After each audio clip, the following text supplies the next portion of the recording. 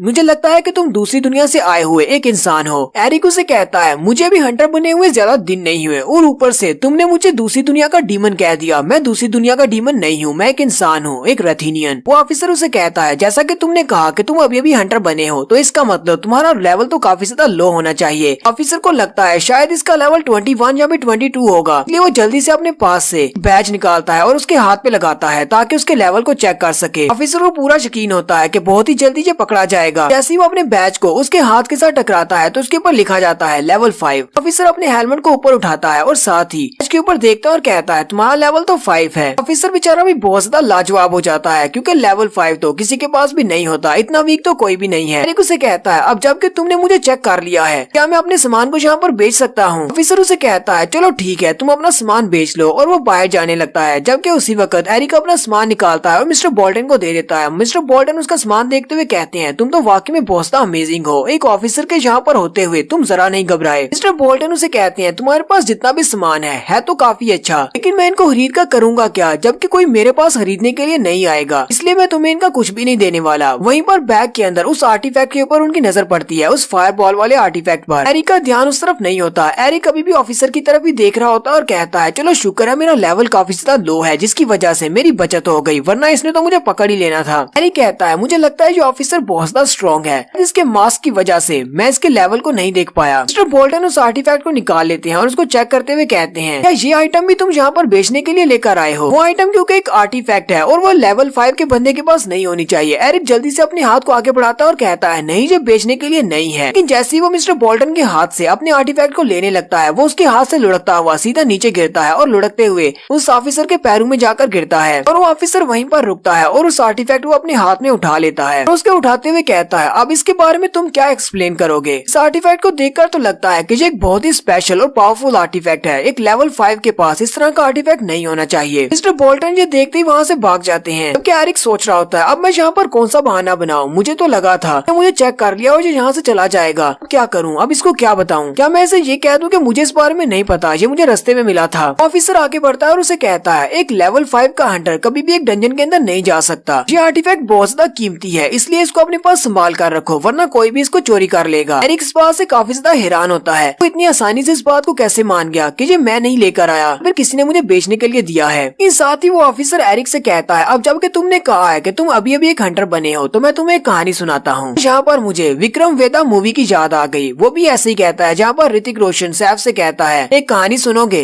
ये भी एंड पर इससे सवाल भी पूछेगा, बिल्कुल वही स्टोरी है, इसलिए मुझे ये वाली मूवी स्पेशल याद आई है। तो यहाँ पर वो ऑफिसर कहानी सुनानी शुरू करता है। वो उसे कहता है 15 साल पहले की बात है, एक मैरिड कपल था।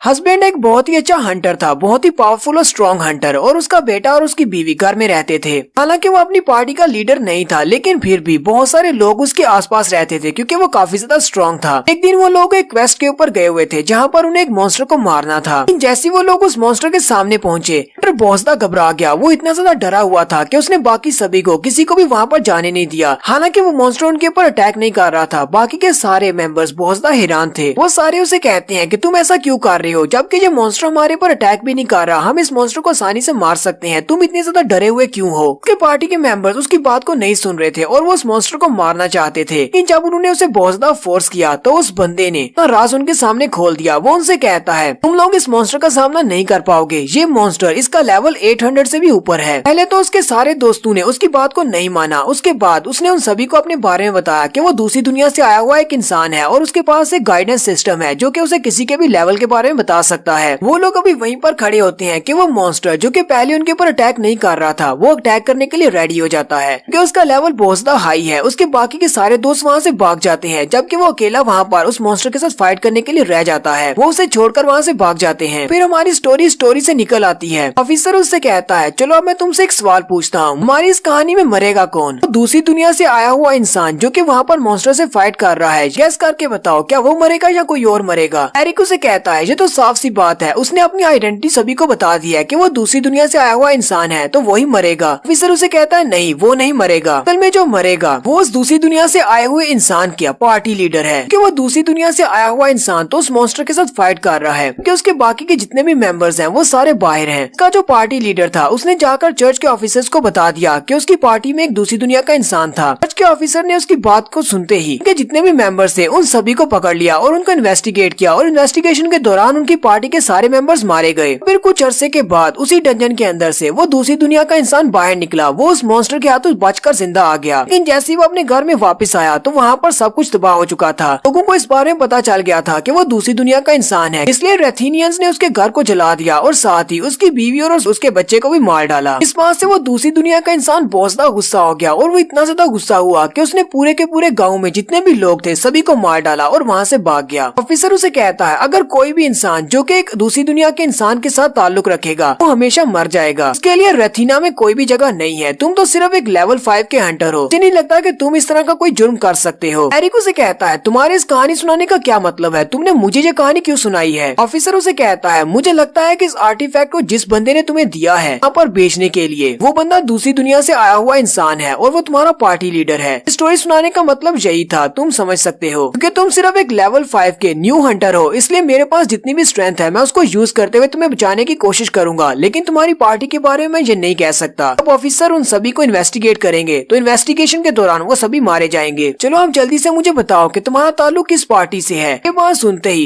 एरिक उसके ऊपर पंच मारने के लिए जल्दी से आगे बढ़ता है। एरिक को लगता है इसको यहीं पर मार देता हूँ कि बुकी मैन और बाकी सभी को बचाया जा सके, लेकिन जैसे ही वो उसे पंच मारने लगता है ऑफिसर भी जल्दी से पीछे की तरफ घूमता है। उसी वक्त वहाँ पर अतीसी आ जाता है। वो आते ही ऑफिसर से कहता है प्लीज ऑफिसर इस लड़के को माफ कर दें, लगता है कि आपने कुछ गलत समझ लिया है, इसीलिए मुझे यहाँ पर पर्सनली आना पड़ा, आपको सारी बात एक्सप्लेन करता हूँ। एरिक अतीसे से कहता है अतीसे तुम यहाँ पर क्या कर रहे हो, तुम्हें पता है ना ये बहुत ज्यादा डेंजरस है। वो उसकी तरफ घूमता है, चिल्लाकर उसे कहता है तुम बेवकूफ कहेंगे, तुम्हारी बॉडी छोटी तो इतनी अच्छी है लेकिन तुम बिल्कुल भोले हो, तुम्हें यहाँ पर इन चीजों को बेचने के लिए भेजा था, लेकिन तुम यहाँ पर क्या कर रहे हो, इतनी ज्यादा लेट क्यों हो? मुझे लगता है कि ये सारी मेरी गलती है, मुझे तुम्हारे हाथ में इस कीमती आर्टिफैक्ट को देना ही नहीं चाहिए था। एरिक भी उसे चलाता हुआ देखकर बहुत ज्यादा घबरा जाता है और वहीं पर एक छोटे बच्चे की तरफ बैठ जाता है। ऑफिसर अतीसे से पूछता है तुम कौन हो? अतीसे आगे बढ़ता है और उस ऑफिसर से कहता है प्लीज मुझे माफ करना, मैं अपना इंट्रोडक्शन लेट करवा रहा हूँ। वो अपने पास से एक बैच निकालता है और कहता है मेरा नाम अतीसे बेनिस्टर है और मैं बेनिस्टर फैमिली का 37th हेड हूँ। ऑफिसर उसके बैच को चेक करने के बाद कहता है तुम लोग तो ड्रैगन हंटर बेनिस्टर फैमिली से हो, मैंने तो सुना था कि तुम्हारी फैमिली खत्म हो चुकी है, लेकिन तुम तो मेरे सामने खड़े हो और तुम्हारा बैच भी वाकई तुम्हारे पास है। लगता है किसी ने ये वैसी बात उड़ा दी होगी कि बेनिस्टर फैमिली खत्म हो चुकी है। अतीसे उसे कहता है हाँ ये काफी ज्यादा मुश्किल है, लेकिन फिर भी मैं पूरी कोशिश कर रहा हूँ कि अपनी फैमिली की प्राइड को वापस रिस्टोर किया जा सके। ऑफिसर उसे कहता है बेनिस्टर सर आपके सामने मैं इस मास्क को नहीं उतार सकता क्योंकि मैं ऑफिशियल बिजनेस पर हूँ, ऐसे क्या आप मुझे बताएंगे कि इस लड़के के साथ आपका क्या ताल्लुक है? अतीसे ऑफिसर से कहता है ये मेरा नौकर है, मैंने कुछ ही दिन पहले इसको हायर किया था, वैसे इसकी बॉडी शॉडी तो काफी ज्यादा अच्छी है लेकिन ये दिमाग से पैदल है, बहुत ज्यादा बोला है, इसलिए इसको कुछ भी समझ नहीं आती। एरिक भी उसकी बात सुनकर हैरान होता है और कहता है ये मुझे अपना नौकर कह रहा है, लगता है ये मेरी हेल्प कर रहा है। अतीसे आगे बढ़ता है और कहता है मैंने इसको कहा था कि मेरे लिए एक आर्टिफैक्ट लेकर आए कि मैं मैजिक रिसर्च करना चाहता हूँ। ऑफिसर उससे कहता है तो इसका मतलब तुम भी मैजिक आर्टिफैक्ट्स के ऊपर रिसर्च कर रहे हो? एरिक कहता है मुझे वैसे इन दोनों की बातें तो समझ नहीं आ रही, लेकिन मुझे लगता है कि मुझे भी इनकी स्टोरी के अंदर अपना हिस्सा डालना पड़ेगा। एरिक आगे बढ़ता है और कहता है प्लीज मास्टर मुझे माफ कर दें। अतीसे जल्दी से उसे पीछे की तरफ मोड़ लेता है और कहता है तुम्हारी एक्टिंग बहुत ज्यादा बुरी है। फिर वो उससे कहता है मुझे भी अपनी जाकर रिसर्च भी करनी है, इसलिए मैं यहाँ से जा रहा हूँ, और साथ ही वो उसे कहता है डार्कनेस आपको प्रोटेक्ट करे। ऑफिसर उसे कहता है डार्कनेस आपको भी प्रोटेक्ट करे, ये उनका कोई स्लोगन होगा उनके टेम्पल का। एरिक और अतीसे वहाँ से आगे बढ़ जाते हैं। एरिक उसे कहता है तुम्हारा बहुत बहुत शुक्रिया, तुमने मेरी हेल्प की। अतीसे उसे कहता है दोबारा कभी भी किसी के सामने एक्टिंग करने की कोशिश मत करना, तुम्हारी एक्टिंग बहुत ज्यादा बुरी है। वो दोनों चलते हुए जा रहे होते हैं। एरिक अपने उस आर्टिफैक्ट को अपने बैग में रख रहा होता है और उसे कहता है दिन के लिए मुझे माफ कर दो, उस दिन जब मैंने तुम्हें जंगल में देखा था मुझे लगा शायद तुम बहुत ज्यादा सस्पिशियस पर्सन हो। अतीसे उसे कहता है मेरी बॉडी का कौन सा पार्ट तुम्हें सस्पिशियस लगता है? ऑफिसर अभी भी उन दोनों की तरफ ही देख रहा होता है। वो उन दोनों से कहता है वैसे तुम्हारा ये आर्टिफैक्ट ये कौन सी पावर वाला आर्टिफैक्ट है, इसकी स्पेशल एबिलिटी क्या है? एरिक को तो आर्टिफैक्ट के बारे में पता है कि इसकी स्पेशल पावर क्या है, अतीसे को नहीं पता। एरिक कहता है इसकी स्पेशल पावर फायर बॉल्स है, जबकि अतीसे कहता है इसकी स्पेशल पावर इलेक्ट्रिक है। यहाँ पर इन दोनों दोनों के बयान आपस में मैच नहीं हो रहे और वो दोनों एक दूसरे की तरफ देखते हैं और कहते हैं लग गई बात। ऑफिसर उनकी बात सुनने के बाद उनसे कहता है प्लीज मुझे माफ करना, लेकिन मुझे लगता है कि तुम दोनों को मेरे साथ जेल में चलना होगा। और साथ ही वो अपनी पावर्स को रिलीज करते हुए उनके इर्द गिर्द विंड का एक बड़ा सा गहरा बना लेता है। एरिक अतीशे से कहता है क्या है ये कोई विंड मैजिक है? ये तो हवा बहुत ज्यादा तेज है। अतीशे उसे कहता है नहीं, मुझे यहाँ पर माना की पावर महसूस नहीं हो रही, लगता है ये इसकी कोई स्पेशल पावर है। मुझे लगता है कि ये कोई मैजिशियन है, इसके पास हीलिंग पावर्स हैं। ये मैजिक से नहीं बल्कि हीलिंग पावर से विंड को क्रिएट कर रहा है। और ये कोई आम सा मैजिशियन नहीं बल्कि ये एक स्पिरिट मैजिशियन है। एक उसकी बात सुनने के बाद कहता है लगता है ये बहुत ही हाई लेवल का स्पिरिट मैजिशियन है, इसके साथ फाइट करना बिल्कुल भी आसान नहीं होगा। और अगर मैं अपनी फुल स्ट्रेंथ के साथ इसके साथ फाइट करूंगा तो इसे पता चल जाएगा कि मैं दूसरी दुनिया से आया हुआ इंसान हूँ। ऑफिसर ने हवा की एक बड़ी सी दीवार बनाई होती है और वो उस गहरे के अंदर खड़ा होता है। उन दोनों से कहता है तो पता चल ही गया होगा कि ये एक हीलिंग मैजिक है। अगर मैं यहाँ पर तुम दोनों के बाजू और टांगे भी काट देता हूँ तब भी तुम दोनों जिंदा रहोगे, मरोगे नहीं। लेकिन अगर तुम लोग मेरी बात मानो तो चुपचाप मेरे साथ अपनी टांगों पर चलकर चर्च चलो, जहाँ पर जाकर हम लोग तुम्हें इन्वेस्टिगेट करेंगे। जब एरिक को लगता है कि यहाँ से निकलने का और कोई भी रास्ता नहीं है और उसकी वजह से अतीशे बेचारा मुफ्त में ही फंस गया है, आगे बढ़ता और सोच रहा होता है तो यहाँ पर और कोई रास्ता नहीं है और मुझे बुकी मैन की टीम को भी बचाना है, तो फिर ठीक है मुझे अपने आप को इनके हवाले करना ही पड़ेगा। एरिक आगे बढ़ता है और उन सबसे कहता है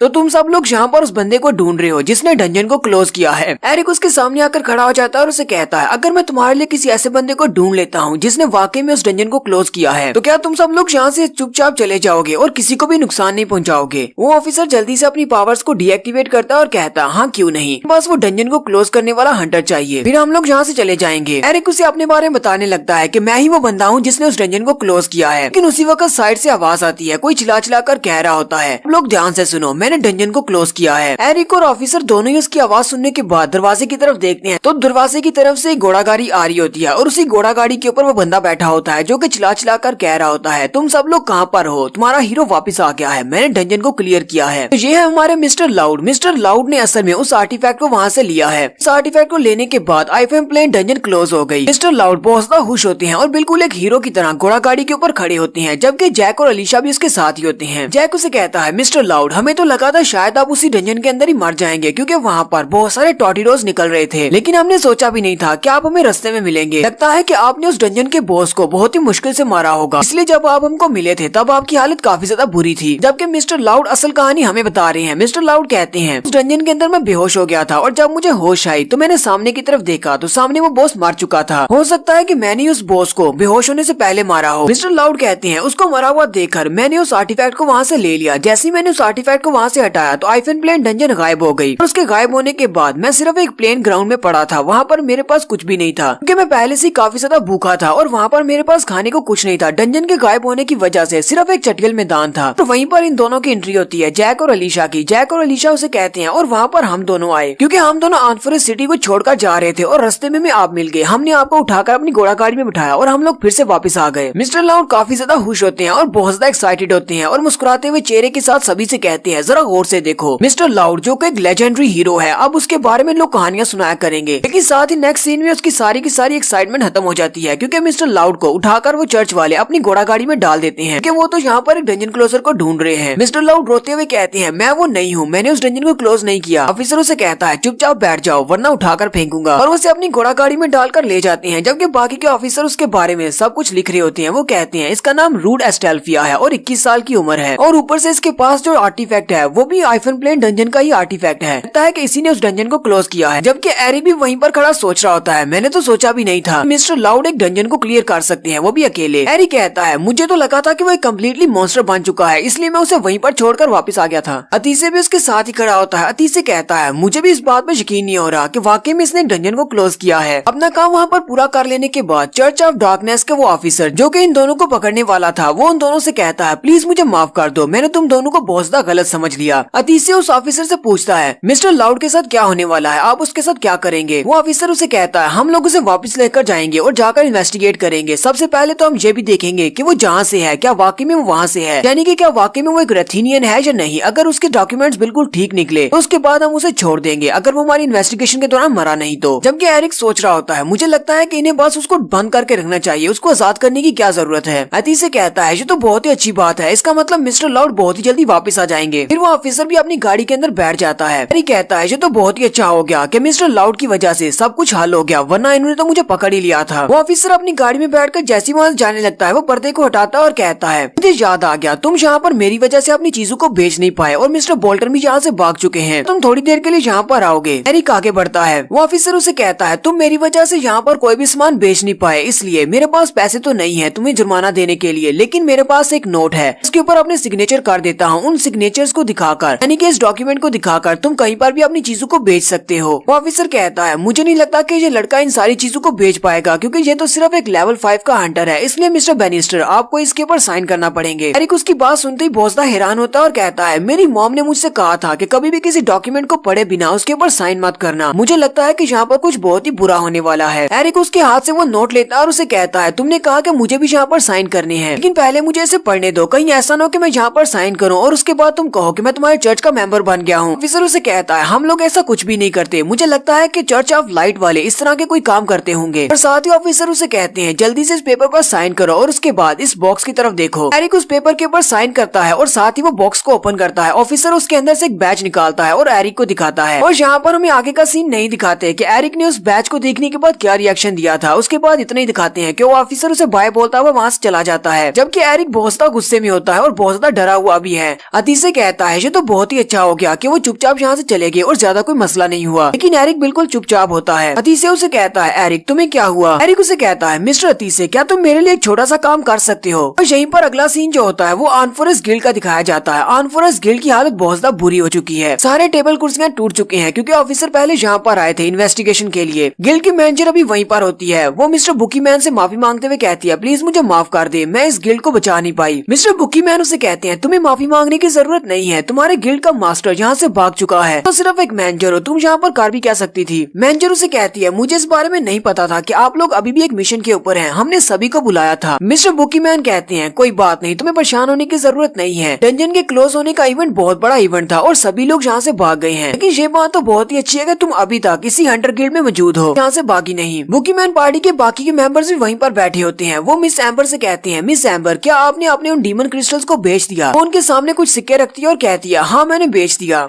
ह्यूबर्ट उन कॉइन्स को गिनता और कहता है ये तो सिर्फ 5 सिल्वर कॉइन्स हैं, इनसे तो हमें खाना भी नहीं मिलेगा, हमारे पास जितने भी क्रिस्टल्स थे क्या वो सारे के सारे 5 सिल्वर कॉइन्स के बने हैं? एम्बर उसे कहती है इस गिल्ड वालों के पास सिर्फ इतने ही पैसे थे जो उन्होंने हमें दे दिए हैं। ह्यूबर्ट और एरविन दोनों ही उसकी बात सुनकर बहुत ज्यादा चौंक जाते हैं और कहते हैं तुम्हारी इस बात का मतलब क्या है? एम्बर बहुत ज्यादा गुस्सा हो जाती है और कहती है अगर गिल्ड का मास्टर मेरे हाथ में लग गया तो मैं उसे मार डालूंगी, क्योंकि ये सब कुछ उसकी वजह से हुआ है, वो यहाँ से सारे का सारा पैसा लेकर भाग गया है। उसने बाकी के सभी को इन्फॉर्म किया सिवाय हमारे, क्योंकि उसे पता था कि हम लोग वापस आएंगे तो हम लोग उसको पकड़ लेंगे, वो गिल्ड का पैसा लेकर यहाँ से नहीं भाग पाएगा, इसलिए उसने हमें बताया नहीं। बुकी मैन आगे बढ़ते हैं और उनको चीयर करने के लिए बियर का कप उठाकर लाते हैं और कहते हैं इसी बात पर हम लोग एक एक बियर का कप पीते हैं, ये बिल्कुल फ्री है। एम्बर चिल्लाकर कहती है तुम्हें इस वक्त भी मजाक सूझ रहा है, हम लोग बियर का कप कैसे पी सकते हैं? तुम्हें पता है कि हमारा जो गिल्ड बैंकरप्ट हो चुका है, हमारे पास जरा भी पैसा नहीं है, अगर हमारे गिल्ड के पास पैसा नहीं होगा तो हमें कमीशन कहाँ से मिलेगा? मिस्टर बुकी मैन वहीं पर बैठ जाते हैं और एम्बर से कहते हैं एम्बर क्या तुम्हें याद है 20 साल पहले क्या हुआ था? वो उसे कहती है क्या हुआ था 20 साल पहले? मिस्टर बुकी मैन कहते हैं 20 साल पहले जब मैं यहाँ पर था और मैंने तुमसे कहा था कि मैं इस गांव को प्रोटेक्ट करना चाहता हूँ, तब यहाँ पर कोई भी डंजन नहीं थी और ना ही हमारा जो हंटर गिल्ड हुआ करता था, लेकिन फिर भी मैंने बहुत सारे मॉन्स्टर्स को मारा और इस गाँव के लोगों को बचाया और तुमने भी मेरा साथ दिया। एम्बर उसे कहती है हाँ मुझे याद है, मैंने बहुत बार तुम्हारी जान बचाई है। बुकी मैन उसे कहते हैं इस बात से फर्क नहीं पड़ता कि यहाँ पर कोई गिल्ड है या नहीं, पैसों के लिए मॉन्स्टर्स को मारा जा सकता है या नहीं, अगर तुम मेरे साथ हो मैं बिल्कुल ठीक हूँ। एम्बर भी शर्माते